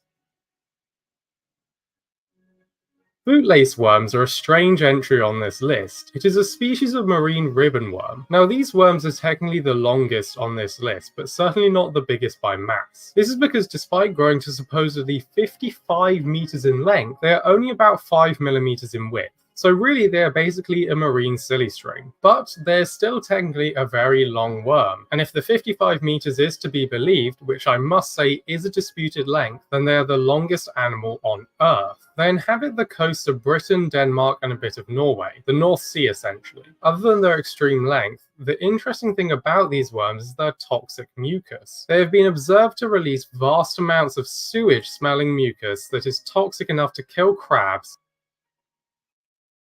That's news to me. I missed that one. Next, we have the giant tube worm, another marine worm. However, this is a bristle worm, not a ribbon worm. These worms live in similar places to the Pompeii worm, which was this week's Animal of the Week. That place being deep sea hydrothermal vents near the Galapagos. However, these guys can get very big, up to 3 meters in length. That isn't as big as the supposed 55 meters of the bootlace worm, but they are much thicker at 4 centimeters. The amazing thing, other than their length, is their feeding technique. They lack any digestive system, so the way they survive is through a symbiotic relationship with bacteria that lives inside of them. The natural minerals, oxygen and carbon, released by the hydrothermal vents are taken into its brain branchial plume and transported in a crude vascular system to cavities where the bacteria is stored. The bacteria is able to then consume and survive off these minerals.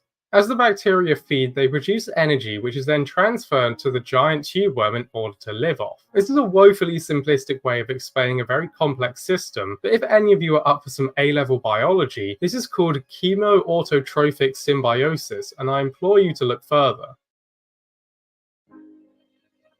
Now you'll get a look at a terrifying tapeworm. If you want to see a nightmare fuel. Move on to the tapeworms, another type of worm that can get shockingly big. Whale tapeworms, called Tetragonopterus, are found inside of whales, unsurprisingly, and therefore can grow to a shocking 40 meters in length, but probably bigger, as that's just the largest we have recorded. Up to 5 centimeters thick, these are not just tiny strings like the bootlace worm. These are truly enormous. They live in the Arctic exclusively and are found most commonly in the toothed whales. Now you may be thinking, how does a whale get a tapeworm in such a vast ocean? Well, it's because these tapeworms release huge volumes of fertilized eggs into the ocean. Each of its segments, and it can have around 45,000 segments, each contain multiple ovaries and testes, producing vast amounts of eggs and sperm each day. Well over 700,000 eggs per day, and probably close to 1 million. The offspring are then expelled alongside the whale's feces. In the tapeworm's lifetime, they can produce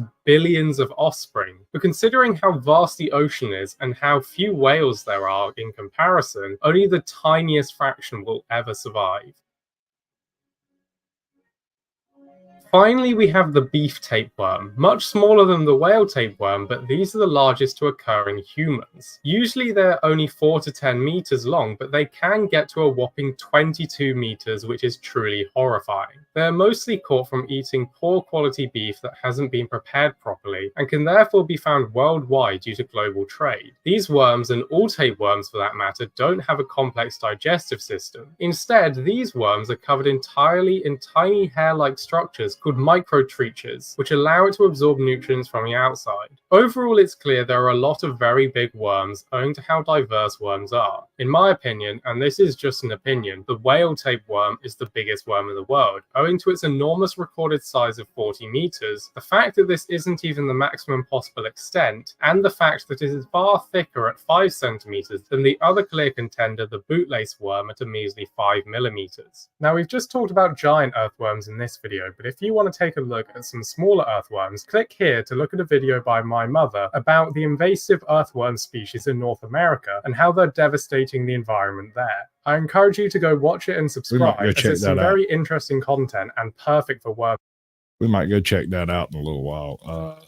I'm not ending the show at the end of the 2 hours. I am going to try to figure out something to do. I'm not sure what. I've got a mountain of stuff saved up over here that I haven't used in couple of months. I've been just logging stuff, so we'll see what happens. You never know. I might get fed up with the whole process. The computer may crash. You don't know.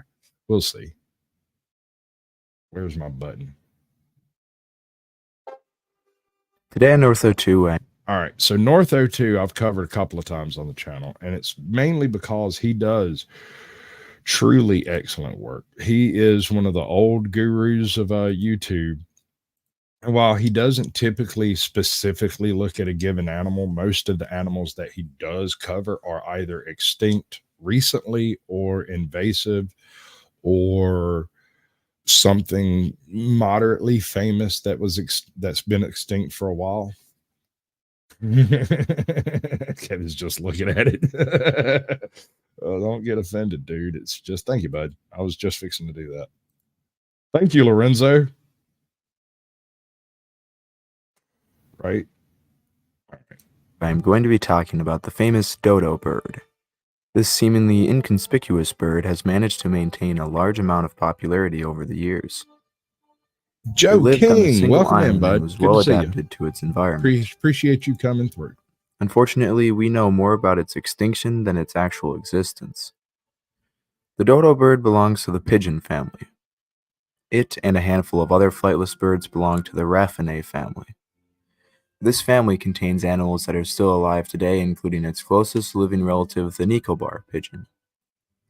Its closest extinct relative is now extinct, and it was known as the Ragrides solitaire. It was like the dodo in many ways and also lived on a single island. These two birds diverged around 23 million years ago at the Paleo-Neogene boundary. The Mascarene Islands are a collection of islands that are located off the coast of Madagascar. These three islands are called Marchuas, Reunion, and Rodriguez. They were formed around 10 million years ago. This means that the dodo and the solitaire split off before arriving on these islands.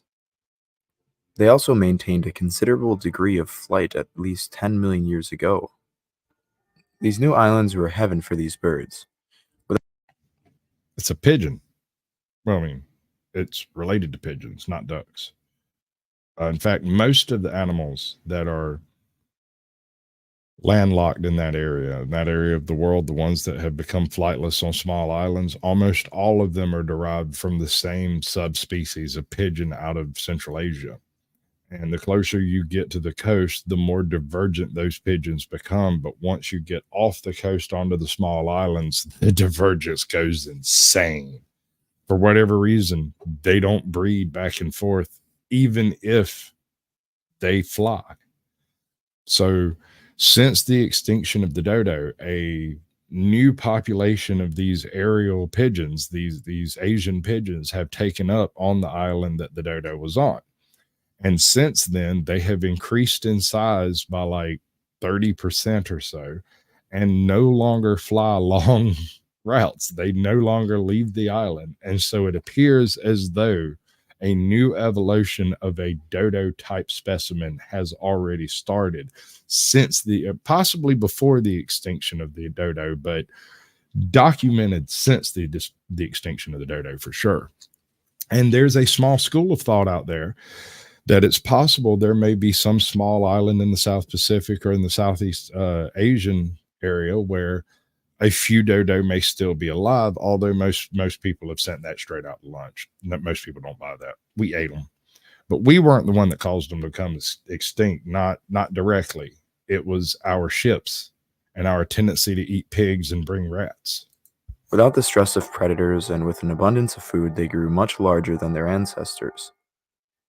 Many think these birds were dumb and clumsy, but in reality, they were perfectly adapted to their environment. No complete specimen of the dodo exists. Does that look like a vulture, darling? Pigeon. It's a giant pigeon that can't fly. God knows what they eat. Probably anything that don't eat them first.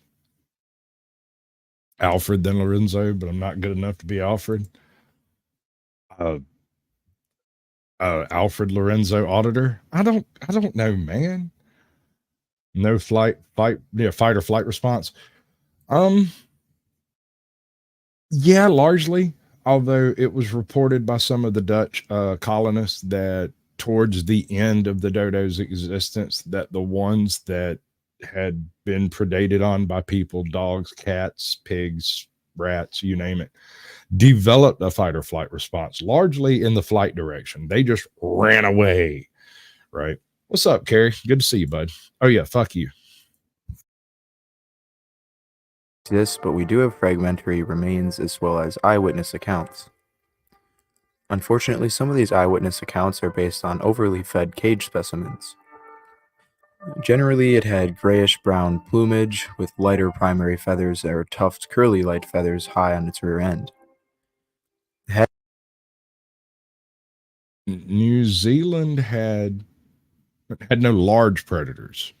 Had no large predators because the largest predator it had, if I'm not mistaken, was a monitor type lizard.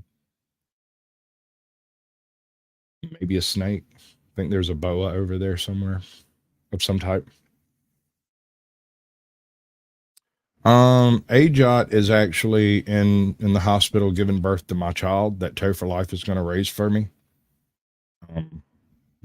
Since I couldn't get over there and impregnate her and all that stuff, I figured I'd just let him handle it and claim it myself. Named her Justice. So now you can't say there is no justice. There's just us, because there is at least one justice.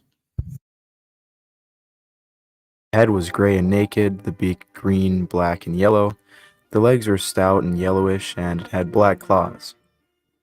A study of the few remaining feathers on the Oxford specimen head showed that they were pinaceous. Pigeon. A pigeon. It is a pigeon. It's in the pigeon family of the pigeon variety of the type of bird that is also a pigeon. It's not an ostrich. It's not related to ducks. Yeah, they induced her this morning. I think I got a text. She texted me right before she went in. Rather than plumaceous. Fossil remains brought to Europe show that dodos were very large. They're about 1 meter or 3 feet tall. They were sexually dimorphic, with males having bigger bodies and bigger beaks. Weight estimates vary, but males may have weighed. A cassowary might be the last living actual dinosaur. These things habitually hunt people. And I don't mean like, oh, you spooked me and I kicked your face off. Nothing like that. I'm talking a group of 3 cassowary, a mother, a father, and their chick. However, I don't know how this developed in an evolutionary concept, but the chick will run out in front of people and flop down and do the injured bird thing, like bird parents do on the mainland. And when the person goes over to try to get the chick, the 2 parent cassowaries will come out and kick the damn person to death and then eat them. They hunt people. So no, just leave them alone. Leave that island. It is not worth the effort unless we're going to eat them. 21 kilograms or 46 pounds. Oh, she's done, bud. That's already happened. She's in recovery now. Maybe based on overly fed cage specimens. And that's my baby. You can't have. Wild specimens may have only weighed as low as 10 kilograms or 20 pounds. No, not back in the day. I'm talking last Tuesday. Cassowaries hunt people today. If you go, what's the island? Is it Papua New Guinea, I think? If you go to New Guinea and you take a rifle thinking you're going to go hunt a bird, your ass is taking your life in your own hands, because they have thousands of years experience hunting people, and you've never hunted a cassowary before.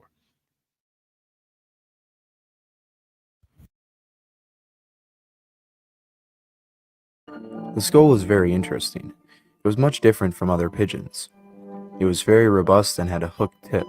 Pigeon! The upper gill was nearly twice as long as the cranium. Its eyes took up most of the cranium, and the skull sloped down at the back. There's not much room for a brain, but this does not mean that they're extremely unintelligent like they are oftenly depicted. Since no predators were present on the island, they likely nested on the ground. We know this mainly from this account. I have seen in marsupial birds bigger than a swan, without feathers on the body, which is covered in a black down. The hinder part is round. Andrew, welcome to the show, bud. Good to see you. As many in number of the birds and years old. In place of wings, they have feathers like the last, black and curved, without webs. They have no tongues. The beak is large, curving a little downwards. Their legs are long, scaly, and with only 3 toes on each foot. It has a cry like gosling and is by no means savory to eat as the flamingos and ducks of which we have just spoken. They only lay 1 egg, which is white and the size of a halfpenny roll, by the side of which they place a white stone the size of a hen's egg.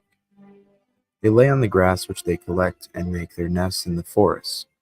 If one kills the young, a gray stone is found in the gizzard. We call them Oyasaux de Nazareth. The fat is excellent to give ease to the muscles and nerves. This is a very interesting account of the bird, and fortunately we have many more. Most contemporary descriptions of the dodo are found in ship logs of the Dutch East India Company vessels. They would dock on the island when the Dutch ruled it. The accounts were not written by scientists of any kind, but rather common men on board.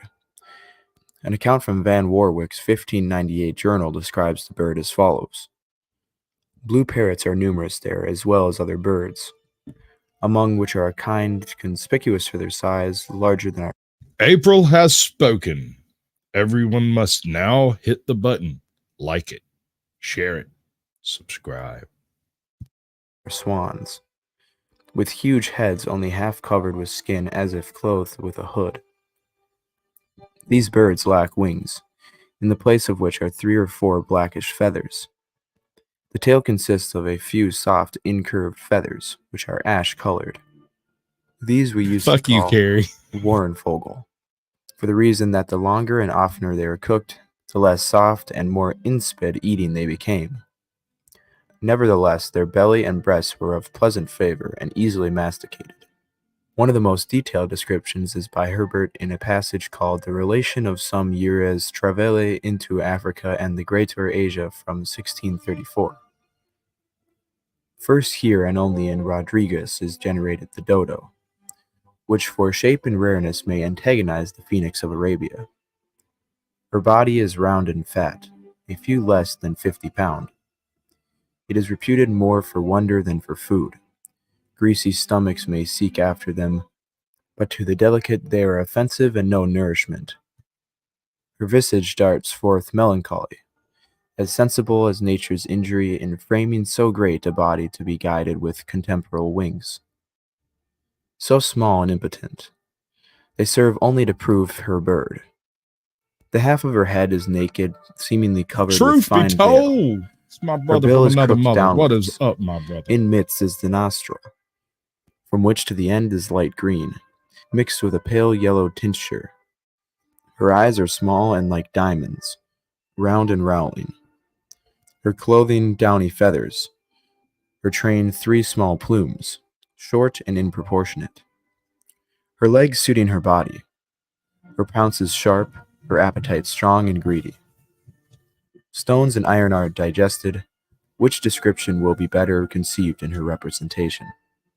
That quote was a little bit confusing because of just the way it was written is not really how we speak in modern Hello? English, but hopefully it gave you a better idea about how this animal looked in life. Drawings and paintings were also made of the animal. The travel journal of the Dutch ship Gelderland from the early 1600s contains the only known sketches of living or recently killed specimens drawn on Marchuas. They have been attributed to professional sketches of artist Joris Drunstes Larrey, who drew sketches for many animals on the island. I assume, I mean, I don't know. I ain't asked. It ain't none of my business. But I assume you know about AJOT. I mean, I'm sure somebody told you. So I'm not going to go too far into it. But yeah, there's the link right there, bud. Truth be told, it's all over that shit. If you want to subscribe to the Smoking Auditor, get on that shit. It is unknown Tell him how many of Sasquatch these sent you. sketches were It drawn tickles from me. living specimens or from stuffed ones. The traditional image of the dodo is a very fat and clumsy animal. This is likely due to the influence of one Dutch painter named Roland Savary. He made at least 12 depictions of these birds, and many other reconstructions have almost copied and pasted his work. An Indian Mughal painting rediscovered in St. Petersburg in the 1950s shows a dodo along with other native Indian birds. The painter depicts a slimmer, brownish bird. Its discoverer and a British paleontologist, Julian Hume. No, they don't necessarily communicate quite that much, man. But I'm a daddy, and Toe for Life's going to raise the kid for me. Regarded as one of the most accurate depictions of a wild dodo. The other birds in the photo are still around today, and the artist painted them accurately. It is believed to be from the 17th century Mughal painter Ustad Mansur. The bird likely belonged to the menagerie of the Mughal emperor Jahangir. An English traveler also claimed to have seen 2 dodos in his menagerie between 1628 and 1633. The humans that came across these birds were mainly interested in them for culinary I ain't got no reasons. pictures yet. Some travelers found the dodo meat unsavory and preferred to eat parrots and pigeons. Others described it as tough but good. Some hunted dodos only for their gizzards, as this was considered the most delicious part of the bird. Dodos were easy to catch, but hunters had to be careful to not be bitten by their powerful beaks. The isolation that the dodo was used to was interrupted by the humans. Prior to our arrival, they lived without predators for thousands of years. Because of this, they were entirely fearless of humans. Their fearlessness and inability to fly made them easy prey for hungry sailors. Humans most likely consumed the bird often when staying on the island, but archaeological remains tell us that they were not consumed as often as we once thought. The island was only home to about 50 people year-round, and it likely did not damage the population too much. The real killer of these birds were the animals that these people brought. Dogs and cats likely killed the birds, pigs and rats ate their food, and crab-eating macaques ate their eggs. Humans also destroyed their forest habitat. It is also thought that the population was already quite small on the island and only inhabited in certain areas. These birds inevitably went extinct in the 1600s. The last widely accepted sighting of the bird was reported by a shipwrecked mariner. He describes catching the birds on a small islet off of CwS that is now known as Amber Island. These animals that are coming up to them stared at us and remained quiet as they stand, not knowing whether they had wings to fly or legs to run off, and suffering us to approach them as close as we please. Amongst these birds were those which in India they call dod arson. These birds are unable to fly, and instead of wings they merely have a few small pins, yet they can run quite That's swiftly. a puffin. We drove them together in one place in such a manner that we could catch them with our hands. Possibly a booby. And when we held That's one not a by its euphemism. leg, and that upon this it made a great noise. The others all of a sudden came running as fast as they could to its assistance, as by which they were caught and made prisoners as well. This account is actually very interesting to me. Just at the end there, how it says it made a noise and then its friends came and tried to help it. I think that's very interesting. I find all these encounters to be quite amazing. Dodos, for whatever reason, have become a famous animal, especially regarding the concept of extinction. Many also attribute their extinction as an example of natural selection. Common phrases are still used like dead as a dodo or to go the way of the dodo. My problem with the second statement is that the idea that the dodo was obsolete. In reality, it was perfectly adapted to its There they environment come. until the arrival of humans. I'm happy that the bird's extinction has been used to help the world understand that animals can and will go extinct if we are careless. Their seemingly worthless existence has lived on and will never be forgotten anytime soon. May the dodo live on in our culture. I'm calling shenanigans. There's no way Toe had anything to do with anything that beautiful. Shenanigans. Thanks for watching, and I hope you liked the video.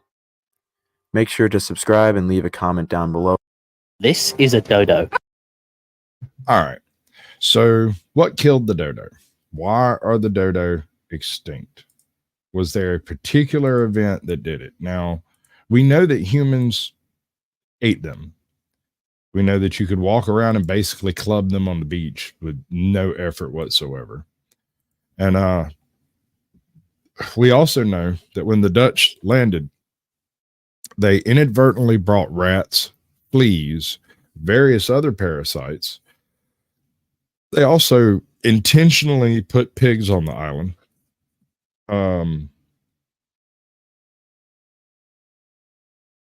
Dogs and cats, as well as having brought other birds, ducks, chickens, stuff like that, that also interfered with the ecosystem that the dodo had involved in.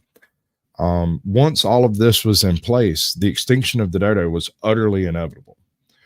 But since the dodo has become extinct, supposedly the same species of pigeon has taken up life on the island with the extant predators that are there and seem to be evolving in the same general direction.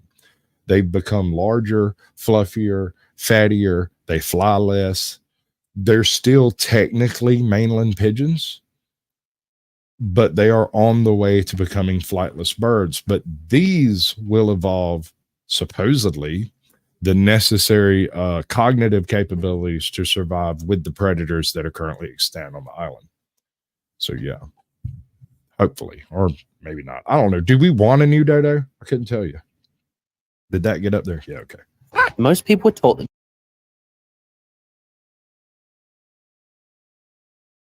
Reese Bats is the name of the channel, and he's 49,000 subscribers, and he does a pretty good job for the bits that he covers.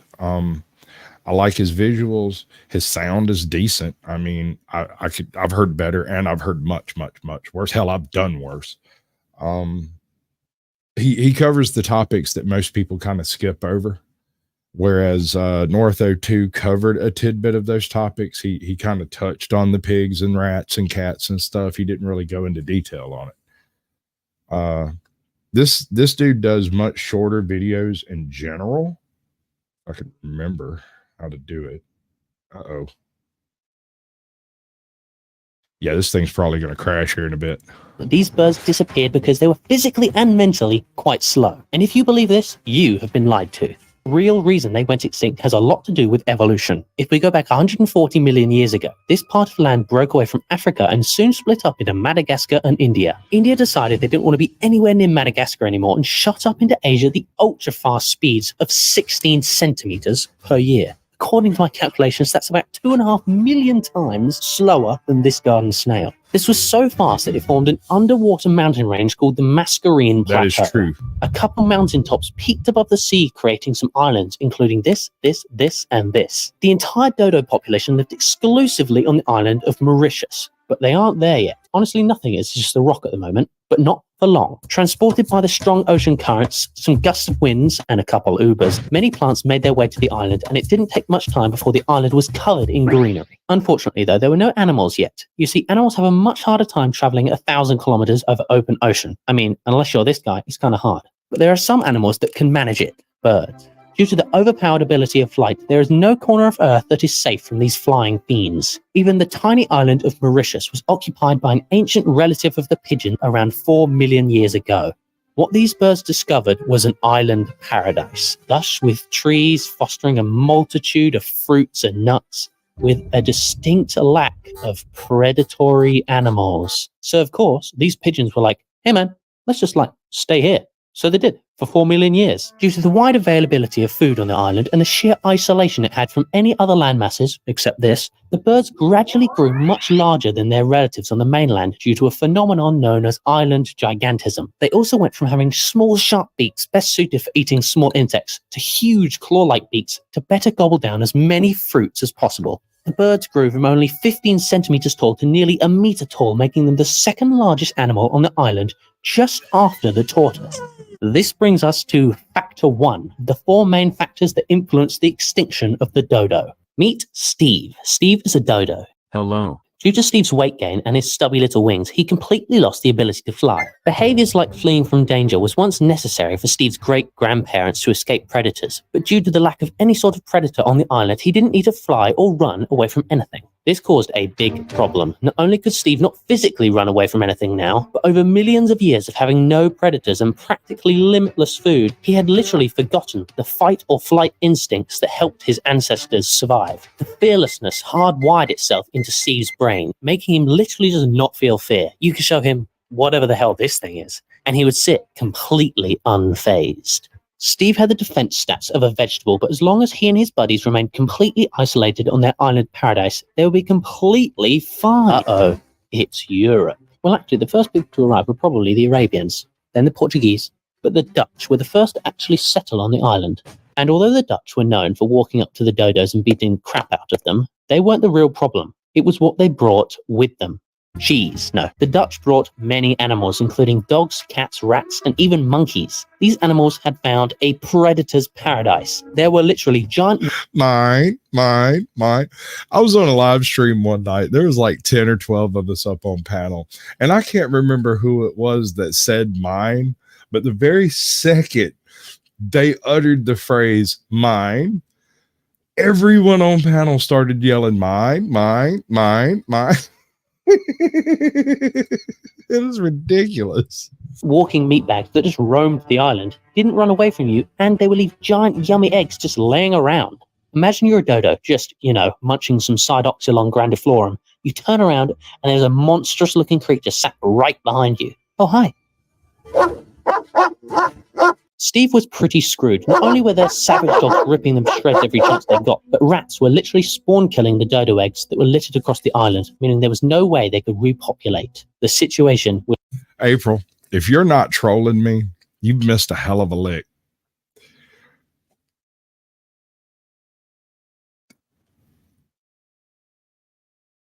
Just saying, I would rather just don't tempt me to go back to my old ways. Was getting really bad for the dodo. The Dutch initially didn't consider Mauritius to be very valuable until they realized it was littered with millions of hardwood trees, and wood costs money. Not long after, the island was stripped bare and the forests that acted as the only source of protection for the dodo were destroyed, meaning Steve was stuck out in the open, more vulnerable than ever. Yes, The Dutch settled the island in April. It was seagulls. Seagulls were the ones that said mine. Stupid sea rats. Not the pelicans. The pelicans saved Nemo and took him. It wasn't the pelican. Okay. It was the seagulls. Caucasia. in 1638, and the last sighting of the dodo was only 24 years later, but it's thought they managed to last maybe only 100 years until they went completely extinct. Steve and his friends had all died. Whether this was as a result of the animals that competed with them and hunted them and their eggs, or if it was the destruction of their natural habitat that inevitably ended them, it shows that much like how us humans have become soft, needing our daily vitamin gummies just to stay alive, the dodo became accustomed to the easy life, devoid of predators, and access to as much food as they could ever want. So it was inevitable that when predators finally made it to the island, they stood absolutely no chance. I wonder what would happen if we hadn't interfered with the island. Perhaps we would have dodo livestock, maybe even Kentucky Fried Dodo. Who knows? Anyway, bye. I'm totally down for this. I'm so totally down for that concept. All right, so we have a bonus pick. However, I'm going to go get me a cup of coffee and a bathroom break. And when I come back, I'm going to put I'll go ahead and put the link in the chat. Yeah, man, can you imagine having a weekend out at the farm clubbing dodos? We're going to the farm. You know that farm you send all your dead animals to? I mean, your kids' animals to? Would that be the same farm? Maybe, I don't know. Anyway, hold on. Let me do this thing, and we'll get it together. And I don't know how long I'm going to stay live, but probably until this whole shindig is done. I might do the whole list. I might not. I don't know yet. Carrie, what are you doing? What are you doing? What are you doing? What exactly are you doing? Seriously. I'm very confused. All right, bud. I'm going to do the thing over here, and then I'll be back in, I don't know, 3 minutes, 5 maybe. Something like that. We're going to do the really loud intermission, so earbud warning. Yeah, let's go. I ain't the first with the curse, with the thirst that I wanna be better, not worse, man, it hurts. I'm on this earth with my words, and I put them all together, insert, cause I wanna have worth. Working hella hard till they put me in the dirt. Gonna go far, man, listen to my words. Gonna be a star, man, life's like a blur. When you're working this hard till you get what's yours, yeah. I ain't taking a backseat, I'm passing anybody else who is rapping. I'm nasty, ain't nobody able to catch me. They're gasping, they cannot compare, they can't match me. I'm at half speed, I got your girl and she laughing and dancing, hanging on my butt, she asking to crash with me. Smash with me, she savage, she wants cash money, she knows that I live lavishly. I wanna live, I'm cold inside. Give all I have just to feel alive. I fight to live, I fight to strive. One day I'll have what I want. I want the whole world in the palm of my hand. I got a plan, I'm the man. Now I'm teaching the game, a veteran, better than anybody else who tests me. I'm ready, looking in my hand and it's steady. I'm trending, ascending and blending, lyrical bending. Now I'm spreading and getting my name out now. Yeah, they're hearing me back. All the crowds repping the sound. I'm hitting the ground, running up and coming. Ain't nothing, yeah, rookie of the year. I'ma keep it 100, cold-blooded, no budget. From nothing to something, I ain't bluffing. I got a full hand and a full plan. I ain't gonna stop till I'm at the top, man. Every single drop got me feeling awesome. I'm about to pop, started from the bottom, yeah. I wanna live, I'm cold inside. Give all I have just to feel alive. I fight to live, I fight to strive. One day I'll have what I want in life. Yeah, yeah, let's go. I ain't the first with the curse, with the thirst that I wanna be better, not worse, man, it hurts. I'm on the search with my words and I put them all together, insert, cause I wanna have worth. Working hella hard till they put me in the dirt. Gonna go far, man, listen to my words. Gonna be a star, man, life's like a blur. When you're working this hard till you get what you deserve. Yeah. I ain't taking a backseat, I'm passing anybody else who is rapping. I'm nasty, ain't nobody able to catch me. They're gasping, they cannot compare, they can't match me. I'm at half speed, I got your girl and she laughing and dancing, hanging on my butt, she asking to crash with me, smash with me. She savage, she wants cash money, she knows that I live lavishly. I wanna live, I'm cold inside. Give all I have just to feel alive. I fight to live, I fight to strive. One day I'll have what I want. I want the whole world in the palm of my hand. I got a plan, I'm the man. Now I'm teaching the game, a veteran, better than anybody else who tests me. I'm ready, looking in my hand and it's steady. I'm trending, ascending and blending, lyrical bending. Now I'm spreading and getting my name out now. Yeah, they're hearing me back. All the crowds repping the sound. I'm hitting the ground, running up and coming. Ain't nothing, yeah, rookie of the year. I'ma keep it 100, cold-blooded, no budget. From nothing to something, I ain't bluffing. I got a full hand and a full plan. I ain't gonna stop till I'm at the top, man. Every single drop got me feeling awesome. I'm about to pop, started from the bottom, yeah. I wanna live, I'm cold inside. Give all I have just to feel alive. I fight to live, I fight to strive. One day I'll have what I want in life. Yeah, yeah, let's go. I ain't the first with the curse, with the thirst that I wanna be better, not worse, man, it hurts. I'm on the search with my words and I put them all together, insert, cause I wanna have worth. Working hella hard till they put me in the dirt. Gonna go far, man, listen to my words. Gonna be a star, man, life's like a blur. When you're working this hard till you get what you deserve. Yeah. I ain't taking a backseat, I'm passing anybody else who is rapping. I'm nasty, ain't nobody able to catch me, they're gasping. All right, giggity giggity. Truth, show me some shit. All right, good enough. Yeah, good enough. I got both of you. All right. Both of us. Yep. Oh, Smoking auditor swung in too, bro. what's up? What's up? Chilling like a villain. Motherfucker says you can call me two phones instead of two chains. Somebody in chat. Damn, I'm already missing good stuff in chat. I always miss stuff. Every time I come on. So what's up, man? What's up? What's up, y'all? What's up? What's up? What's up? What's up? Guess what? Guess what happened? Guess what I did? What'd you do?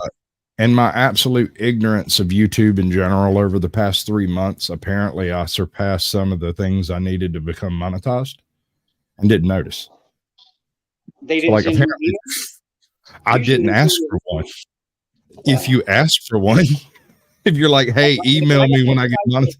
As soon as I hit my watch hours, like within 3 days, they sent me a email saying, "Would you like to be monetized?" And I said, "Well, sure."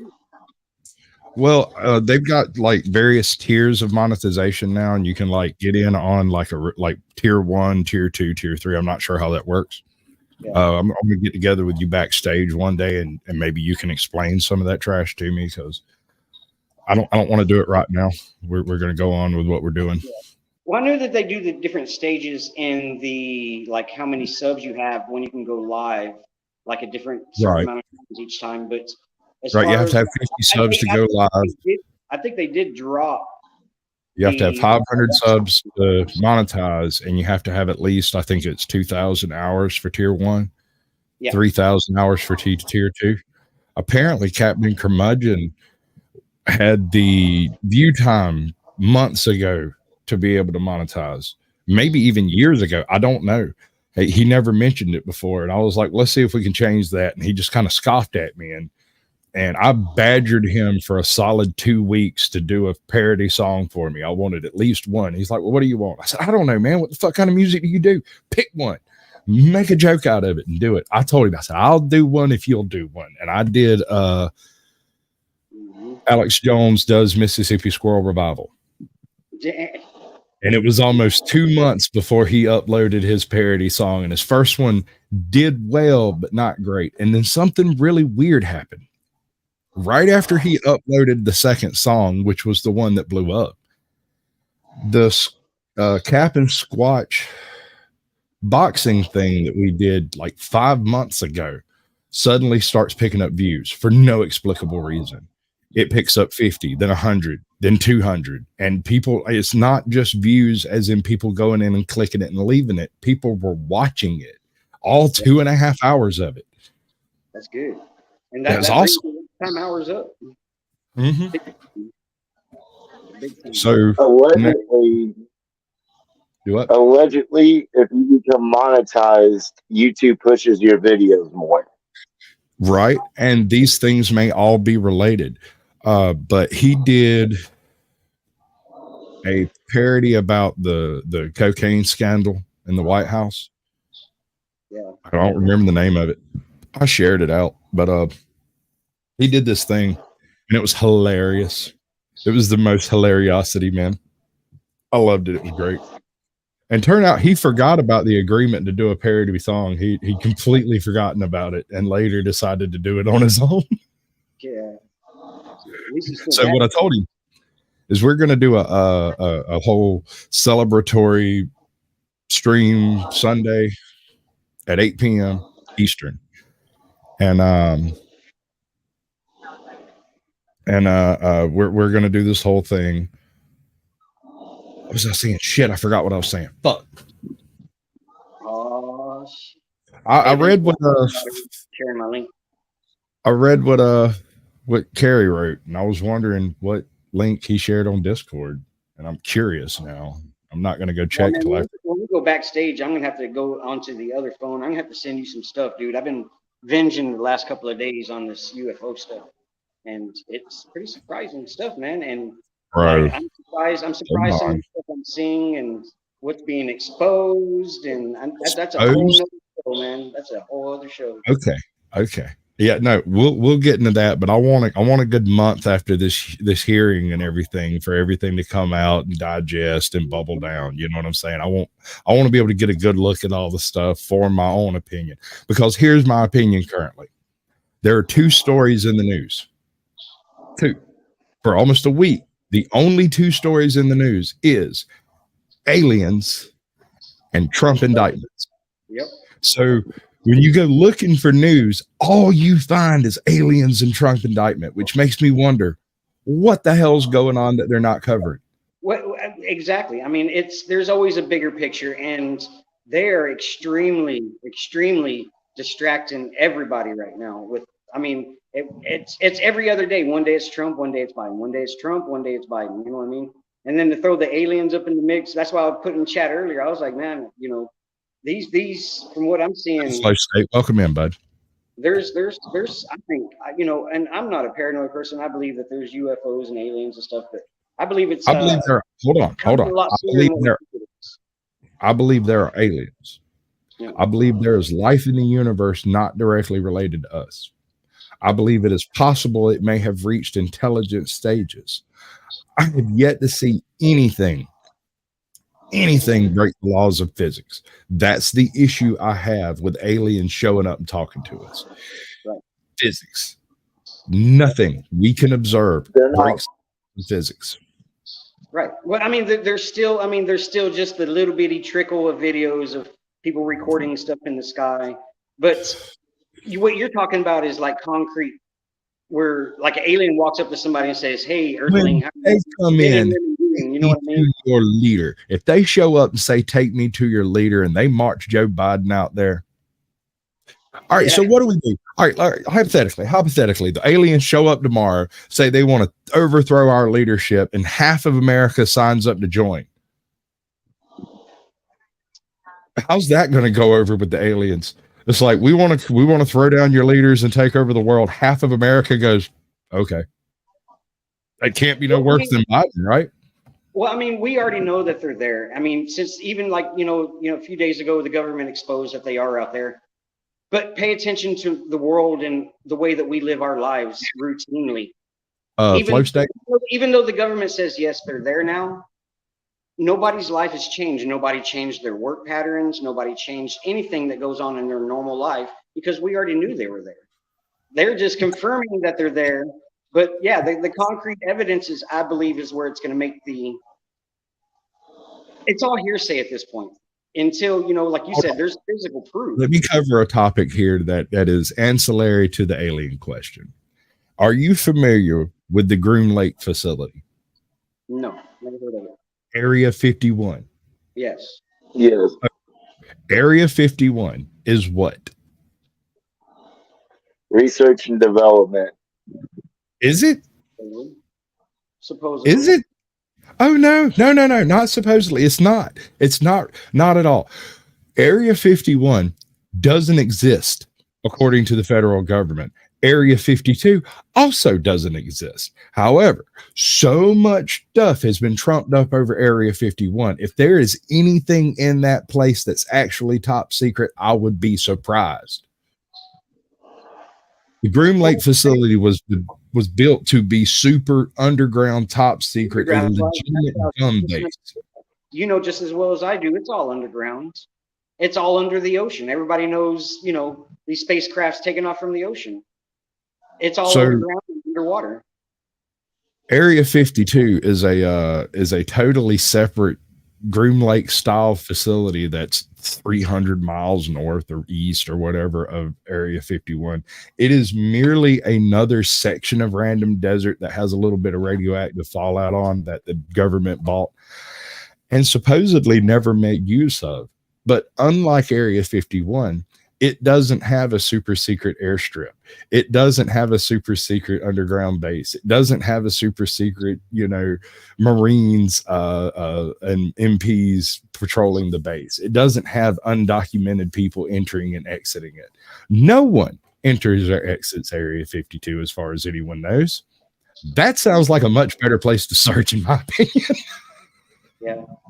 Well, the Area 51, I think that's where they do a lot of the research. Some of the spacecrafts. I'm going to talk real because we already know they're real. That's where they do where they try to regenerate some of the, advanced. Retro engineer is the term you're looking for. Retro engineer. That's where they're learning. There's been people that has died there trying to, do anything that the aliens have done. And clearly last night, I was watching that whole interview, and they're 20 years ahead of us, if not. Have you ever heard the story of Das Glocke? No, you keep coming up with some weird names. No. These are, I swear to God, all of these stories I come up with that you think I pull out of my asshole actually come out of a history book somewhere. Mm-hmm. Oh, I believe you. 100%. Das Glocke was the bell. Yeah, Carrie's probably all over that shit. During late stages of World War II, there was a group of Nazi scientists, and believe it or not, a handful of Japanese guys were also involved in this, although they're way downplayed by the history of it. There might have been two. I don't know their names. There's a few photographs, and there's an Asian dude in one of the photographs, and there were at least two of those people around. Theory goes, or at least from what I can put together, in 35 or 36, the Germans picked up an alien spacecraft that functioned on physics that we don't understand, involving rotating Mercury at high speeds with high electrical input. Yeah. Now, on the surface, this would technically do nothing but heat up the mercury and eventually evaporate it. What that would possibly do, I have no idea. So when they started doing the experiments and stuff, the story goes that the first experiment, the bell disappeared and then reappeared a foot from where it had disappeared from. In subsequent experiments, the bell was levitated, moved inside its housing, and landed. There's no mention of pilots. There's no mention of entrances, exits, nothing like that. We have no design for a cockpit. There's no viewing apparatus in this machine. We have pictures, and then we have the location where the pictures were taken that you can go see today. It vaguely resembles a concrete Stonehenge. It's a really weird looking place. It also has an unreasonable amount of electrical cables leading into this area. And when I say unreasonable, I mean both high capacity and extremely high detailed reception. So you had massive cables coming into this area, but nothing carried the electricity away. And so it's kind of a weird place when you say, okay, well, we're going to put 400,000 volts to something over here. What the hell would you put 400,000 volts to? Yep. When they would test this thing, it would black out most of Germany because the state would take all the power generated by the few coal plants they had and the handful of power dams they had and just take it. Yep. And then the lights would come back on later and everything would go back to normal and nobody knew what was going on. For years, it was theorized that this had to do with rocket testing, V2 development, jet engines, all kinds of other stuff. And that may be true to an extent, but no one can explain why this particular area required some absurd amount of voltages, like really huge voltages. Yeah. And that's going to be all conspiracy theory because we don't exactly know. And Right. No, Flow State's got it. With that level of power, you could straight up jumpstart a battleship. Yeah. Well, I mean, nobody's denying that it's a lot of power, but what it's actually going to is, of course, the question. Right. So when you end up having questions like that, where the fuck did my books go? Oh, there it is. When you end up having machinery like that that's actually extant, and then an entire missing device that's just not there. It wasn't destroyed. There's no pieces. It wasn't disassembled. Yet again, there's no pieces and no record of it being disassembled. But it left. It's not there. Who got it, how it went, or where it went, nobody knows. Yeah, So one of the theories is because of how the area was designed, it's unlikely that it was intended to be an aerial vehicle. In theory, it was designed specifically to travel either parallel dimensions or time. Which I believe in. We have the black holes, of course. That's where it's black holes. It's no theory. It's definitely a conspiracy. Somebody's keeping something under wraps that we don't know about. And if they'd let that out, it would blow the whole cover off of all of this, I believe, because Das Glocke is a hell of a story. Well, I mean, there's still hundreds of questions. I mean, all it is, just thoughts of what we think might be going on. But there's, like you said earlier, there's still no facts out there.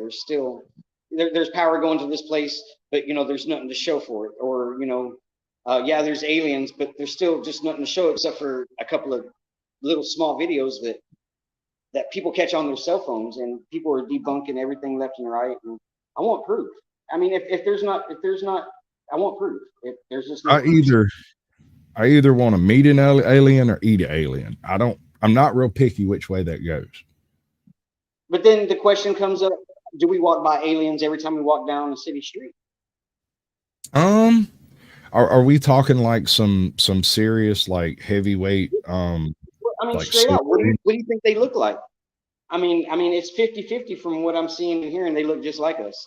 But then the other 50% say the big eyes and long, lanky bodies. I think they look just like my us. theory is that we are the aliens. We're not native to this planet. So you're saying that we're overflow planet compared to their higher civilization, wherever they're from? Nope, we're prisoners.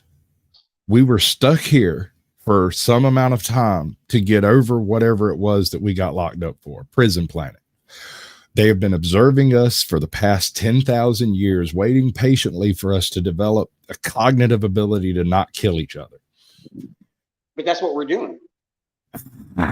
But we're not like we used to. If you think about it, now, yeah, there are hot spots all over the world. You've got Ukraine, you got a few places in Africa, a couple in Southeast Asia, and some in China that nobody ever freaking mentions, right? And of course, the Middle East has never been peaceful, but I don't think that would necessarily count against us. If you've got an area of the world that is just a hot spot and you can't stop it, if the rest of the world is relatively peaceful, maybe don't recruit from that area. Okay, so that would lead me to my next question on your thoughts. Are they going to be violent towards us or not? I think they would be selective. If we are not meeting aliens, but meeting other versions of ourselves, a different genetic line of humanity that evolved in different circumstances, they wouldn't necessarily look just like us, although they might. Possibly the difference between us and Neanderthal, or the difference between us and Denisovan, or Bigfoot, or Sasquatch, Pixies, elves, the interdimensional elves, perhaps. Yeah. So I don't think they're. I think they're more or less seeing how we are messing up and all these wars that we are starting, all the violence that is going on, that they're going to put a stop to all of that, because they could do. I mean, they've already proven that they've gone over our nuclear sites and activated our missiles and shut them back down. So I mean, we are not in control even of our own devices. It doesn't matter what country you're. I think they are at the point to where they could just push a button and end it off. They wanted to. Don't think they were ever not at a point where they could do that. I don't think that's their purpose here. I don't. I have I don't think they're violent. A hypothesis. Oh no, I think they want our violence. All right, picture this. 1 million years ago, a vast galactic space war takes place. A species wins the war through war crimes and absolute horrendous terrorist acts and terrible, horrible things that we did. The rest of the galactic community goes, these guys are nuts, man. Maybe they need to incubate a little bit longer. So they take a couple of 100,000 of us, throw us down somewhere on the Horn of Africa, and then exterminate the rest in the galaxy. That sounds like a war crime, but we're talking about aliens here. It may not be by their judgments, right? Yeah. So now we're stuck here. We've lost all of our higher technology, and we're reduced to the Stone Age, where we have to redevelop our entire freaking culture from scratch. They do this in hopes that our new culture that we eventually develop would be less violent than the culture that's actually in space. Fast forward a couple of million years and you land in the middle of New York Central Park and there's 50 people fighting over a crack rock. I'm not sure that's improvement.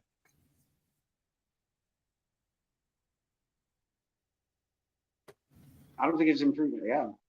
But why would they come in contact us? At the same time. Why would they come and contact us though? Because maybe our genetics are able to save them from being deleted from the universe. But I'm sure I'll show up. You know, they just show up and anally probe us, and they can get whatever genetics they want.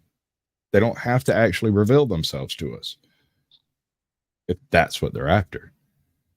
So what are they after? I think they're after us. I think something, if all of this is above board, we're all on equal footing at this moment, then there must be a threat great enough to release us from our present planet. Because as soon as we get loose, we're going to go, all right, who wants to tangle? They showed up and was like, wait a second. They have carnivores for pets. Wait, they don't have a bird? Yeah, they have birds too, but they also have dogs, cats. A few of them have bears. Some have big cats. Some of them have whales, freaking orcas, seals, otters. I mean, these are all carnivores. I don't understand how we managed to domesticate carnivores. These are higher functioning life forms, higher than like cows and llamas and shit like that. I mean, you can at least feed them grass. You're not going to eat the grass. We kept things that ate the same food we ate. That's wacky. Oh yeah. I don't think that's going to be a common thing in the universe. I just don't see it being a regular event for a dominant species on a planet to look around and go, well, I reckon I'd like a companion. Hey, how about that thing that ate Tony? Let's go get one of those and make it friendly. Yeah.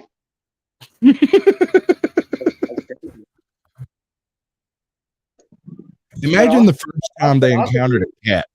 Well, it was like I told you before. I always believe that they hide them from us, which I think is kind of a good thing, because the way I look at it, it doesn't matter if you're on this planet or their planet. It's all about power and money. It doesn't matter. Even on their planet, it's about power and money.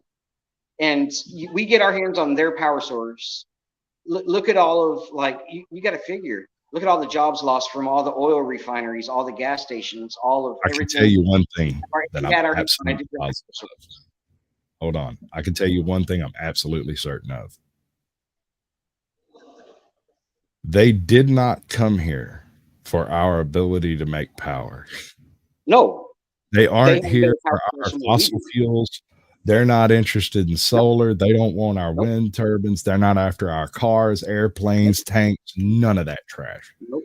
So if they're here for something that we have that they want, the only thing I can think of that we have in absolute spades is the ability to destroy absolutely everything we come into contact with.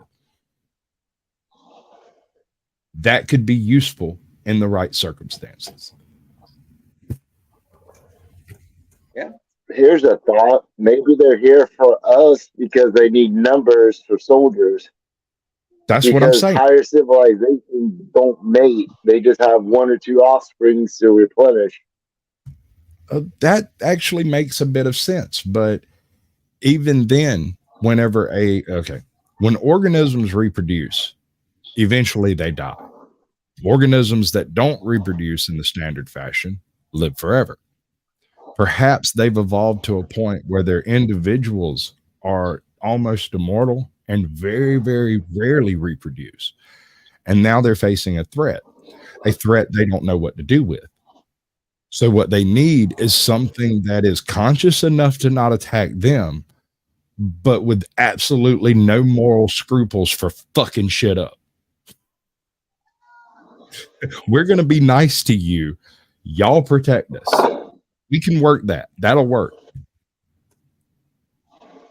Because you know they could destroy us with ease. Yeah, we are unbelievably adaptable. Like almost irrationally adaptable.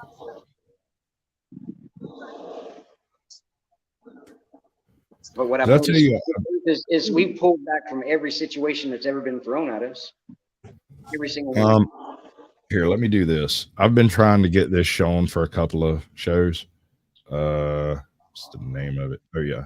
The name of the channel is Aim to Misbehave, and it is basically a documentation of some old, I don't know what to call it. Like back in the day, people made videos using like Skyrim, and instead of having like a studio and stuff, they just set it up in Skyrim and go act it out and do the voice lines. And there's a few of these that are available on this channel. One of them is Medieval Weapon, which is a parody, a Skyrim parody of Lethal Weapon. And it's hilarious, and we still haven't. The Traveling Dead. Yeah, I'm reading the chat too. Yeah, I just read that one too. I mean, there's all kind. I mean, the theories can go on all day. We still don't have the answers. We don't have enough information. Or nobody knows. That's what I said. I mean, it still boils down. No matter if the government even says, "Well, they're out there," well, still nobody knows. Nobody knows. What I mean, the main thing is, the main word is intent. What's the intent? Like like you're trying to figure out what their intent is, and like I said, I think they're more or less they're here to save us. Say But, this. but don't get me wrong. I'm not going to be one of these people like in Independence Day where I'm standing up on top of a building saying welcome. You know what I mean? I'm going to approach everything that approaches us. That's exactly what I'm predicting is like some type of alien ship shows up. Nothing like in Independence Day. It wouldn't be a massive mothership or nothing like that, because I don't think that's the best way to travel in the galaxy. Hypothetically, all right, let's try to put together a timeline here. Recently, as in like a couple of years ago, the federal government decided to start releasing some of these alien sighting tapes, right? Since then, they've Lost released audio. thousands. I'm glad we did get to spend the day together, though. Testing. Allegedly. Now I got you. Okay, now you lost audio. Allegedly. But are you familiar? Did you witness the whole? There was this what they called it, the outsider, the Ouroboros or whatever, that come through the galaxy, the solar system a couple of years ago. It was this big long structure that they couldn't really get a good look at, and nobody could figure out what it was, but it's probably an asteroid. Don't sweat it. What if that wasn't an asteroid? What if that was the first contact situation and they left something behind to contact us, and now we're in a position to be able to have two-way communications with them, and they're not going to be able to hide it anymore? Perhaps it doesn't actually involve the aliens themselves, but their drones, which would explain some of the movements and activities we see. Yeah, There's because nothing alive in it. people can't survive the G forces of their aircraft. Right. Like these pilots are saying, they zero to 17,000 miles an hour in like a few seconds. Right. So there's nothing that can survive that, even on the internal, We know unless it. you kind of pressure stabilizer We inside. know it. But like you said, there's, I think, the bigger ships, and those are the ones that it takes years to get from wherever they are to where we're at. Years. to get from where we're at. Centuries. Thousands of years, bro. If you're not traveling near light speed, even if you, okay, hypothetically, let's say the limit. Math on that. It takes a lot of speed to get from where they're at to here. A lot. But that's More the than problem we You're have here. presuming they can't make portals. Say that again. Well, I mean, wormholes, black holes, all that stuff. Einstein Rosenheim bridges. It's like Super Mario Brothers with the warp tunnels. I hear what you're saying, and I get that. But yet again, I'm going to stand by the previous statement that I made, that so far, even these super alien craft we see, nothing has actually broken the laws of physics. If there's nothing alive in the capsule, then it can do whatever G's it wants to do, whatever it's built to be able to tolerate. Correct. So you don't have a squishy in it. There's none of the issues with 17 G's being pulled in a turn or accelerating to 17,000 miles an hour in 3 seconds. Or They've got different crafts. They've got crafts that they could send, a couple of pilots in. They've got craft that, just like we have our drones, I don't know that there are any pilots. I can't wrap my head around some of the shit that I've seen on these videos having a pilot in it. That's my problem with it. But some of these craft, they just disappear. You know what I mean? They go to where you can't see them. Maybe those do travel slower. The ones that actually have, pilots in them. Maybe it was only supposed to be an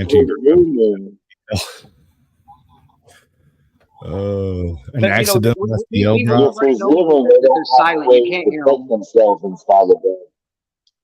Do what? Repeat. I said you're presuming they don't have a way to protect themselves inside of the craft, like some type of shield that shields them from the G forces. What's it called? Inertial dampener. But we have never, in all of our scientific method, discovery looks and everything, never found anything that counteracts inertia except more inertia in opposite direction. And so in order for you to tell me that some squishy aliens are inside some of these crafts, you're going to have to show me a mechanism by which to cancel the G forces. Something. Show me something somewhere, somehow, that can deal with it. Straight technology. We just don't have our hands on it and know what it is yet. Okay. It All goes right. back down to Yes, more- they allows them to play. It's question Your after mic question is after really question. bad, bro. But we don't have anything that we know, we don't, as far as, as far as we know, we don't have anything that was fly at 17,000 miles an hour. Nothing. That Okay. just shows their technology is But these things aren't necessarily alien in space. They may be alien in parallel Earths or parallel dimensions of some sort.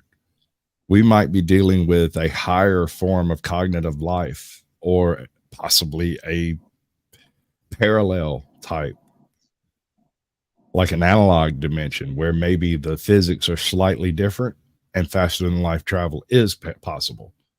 Yeah. Sure, if we could master gravity, anti-gravity, and inertial dampener will probably be extension of that technology. No debate there, but you have to give me some iota of hope that it's fucking possible, other than a video of a light in the sky doing weird things. Here's a question for you. How fast does light actually travel in one direction? Because we can only clock light going to a mirror, hitting the mirror, and coming back to the measurement. that. I mean, I don't know the exact speed. That's something I could There's a problem there. We can't calculate that. That goes beyond the calculation of E equals MC squared. It goes into relativistic territory, because if you take a light beam and shoot it at the Earth, shoot a laser and shoot it at the moon, right? If you have a receiver on the moon and you measure the speed of light, it will be the speed of light. But if you take a laser and shoot it from the moon to Earth and another laser and shoot it from the Earth to the moon, and you have a measurement device in between, it doesn't go twice the speed of light. It's still just the speed of light. Have you ever questioned why they say light is both particles and a wave? It's because it exists on an electromagnetic scale. It is nothing more and nothing less than magnetic energy being transferred from atom to atom. It's smaller than that. Particulates, not atom to atom, but between the atoms. Yeah. I need to find that video and send it to you. Yeah, I'll check. I'll probably send it, but I'll check it out. The particulate aspect of light is probably a result of the reflection or refraction of light through subatomic environments, because we can only know that light is there and not how fast it's going, or how fast it's going, but not exactly where it's at. That whole uncertainty principle bit. And that is the wall at which our measurements break down. Yeah, okay. It'd be 15 minutes. 15 minutes. Yeah, no, Kerry showed up.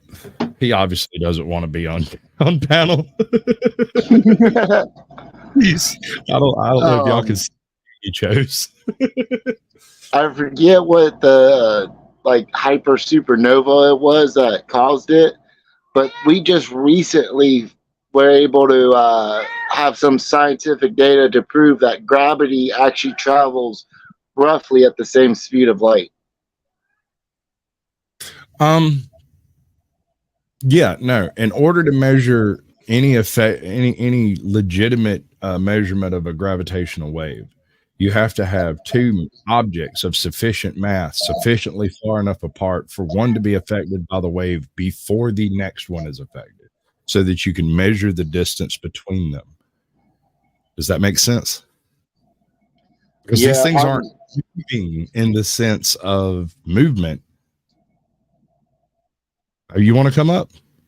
Not with that name, bro. I may actually bring up the names before this is all said. But yeah, okay, I'll bring you up. All right. Go ahead. Have your say, baby. Shitpost with me for a second. Das Glocka. I think what they were trying to do was create an anti-grav device They thought they knew what they were doing, but much like giving a monkey a revolver, when he started shooting, it just kept going bang, and they said, what just happened? And they accidentally developed an FTL drive. Now they realize, oh shit, we gotta shut this down. And they pulled the plug as fast as they could, but by then a lot of damage was already done. And I think that the original Das Glocke is sitting in some warehouse at what most people call Area 51. Right. The Groom Lake facility. Groom Lake facility. I think it's still there, and I think they figured out how to make it really work, and they've tested it. If that's the case, if that has any bearing of truth whatsoever, then there's every possibility there's no such thing as aliens. And these are all man-made craft that we've developed since Das Glocke. Well, I don't know if that's true or not. I know it's not relevant. And I'm going to pull something up for you here. IXS. Yeah, no, his mic is utter trash. I know. And that's one of the reasons I hesitate bringing it up. It's a shit $200 computer that I'm working on. Best I got. Okay. Check this shit out. I'm crazy, but I'm not wrong. Carrie, I'm working on a $50 broken phone and a $20 crappy phone, and both my mics are better than yours. Yeah, you also haven't probably abused the shit out of your phone. You've never seen my videos. front facing camera. Squatch, check that out. It's a private chat. I got it. I'm looking. Oh, okay. Oh. That didn't help.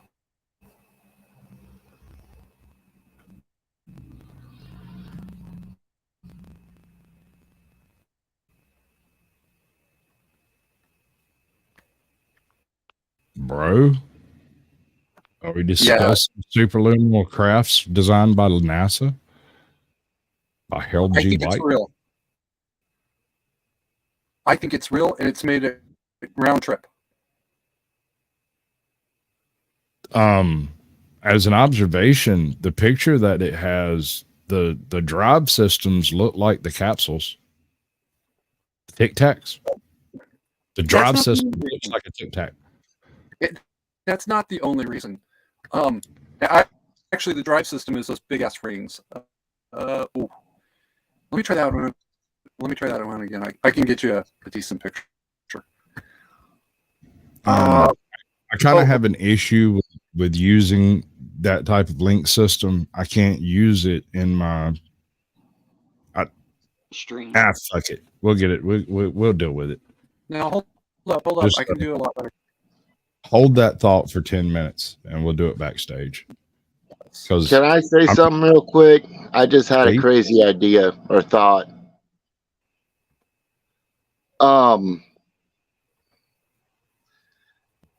What if all the alien stuff is being released now because Trump is actually in court and he tried to start to tell us about this stuff by creating the Space Force thing?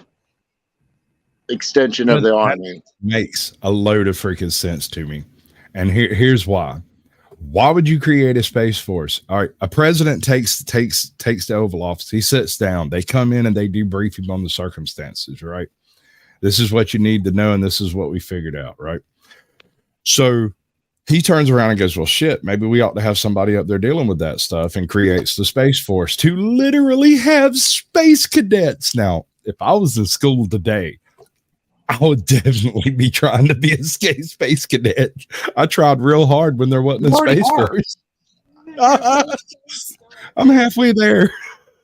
You're all the way there. But no, Reagan was also accused of the same thing. So with a Star Wars program, you see those two big rings? Right. That's the actual drive system. That's the thing that makes it move faster than light.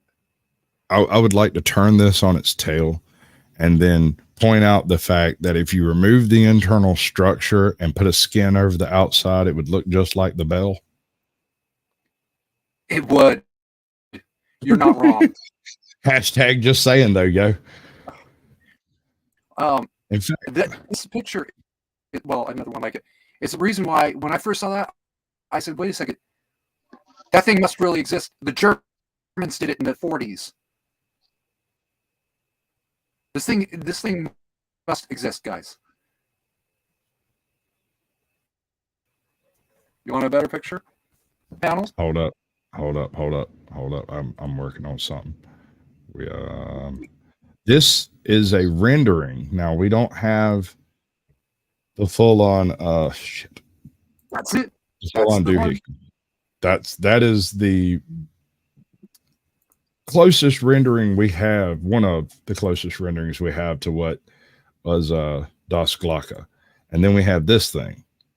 Now, like I said, if you chopped off the bottom, wrapped it in skin, and put a nipple on the back end of it, it's the bell. You're right. Yep. And we can't see the bottom, so maybe we can. Give me a second. Stern view. Oh. I'm just going to give you a link, okay? Mm-hmm. Yeah, okay. Oh, shit.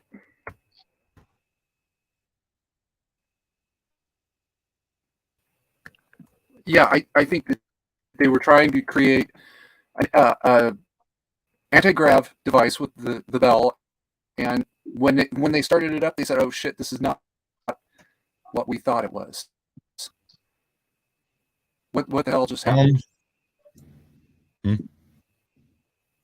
Oh yeah, no. I've read a couple of accounts of supposedly legitimate accounts that were ancillarily related to the Glocke.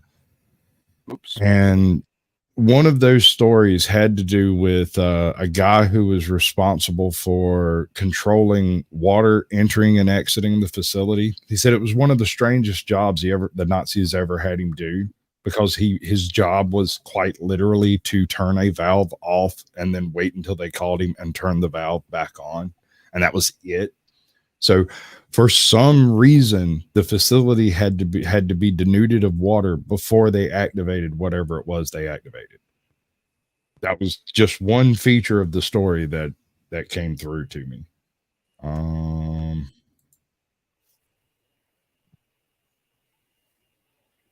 Mysterious. You've heard of the Philadelphia experiment, right? Oh yeah, and I can see the association between the two. Right. And for those who aren't familiar with the Philadelphia experiment, don't go look at anything that's been put up in the last 20 years or so.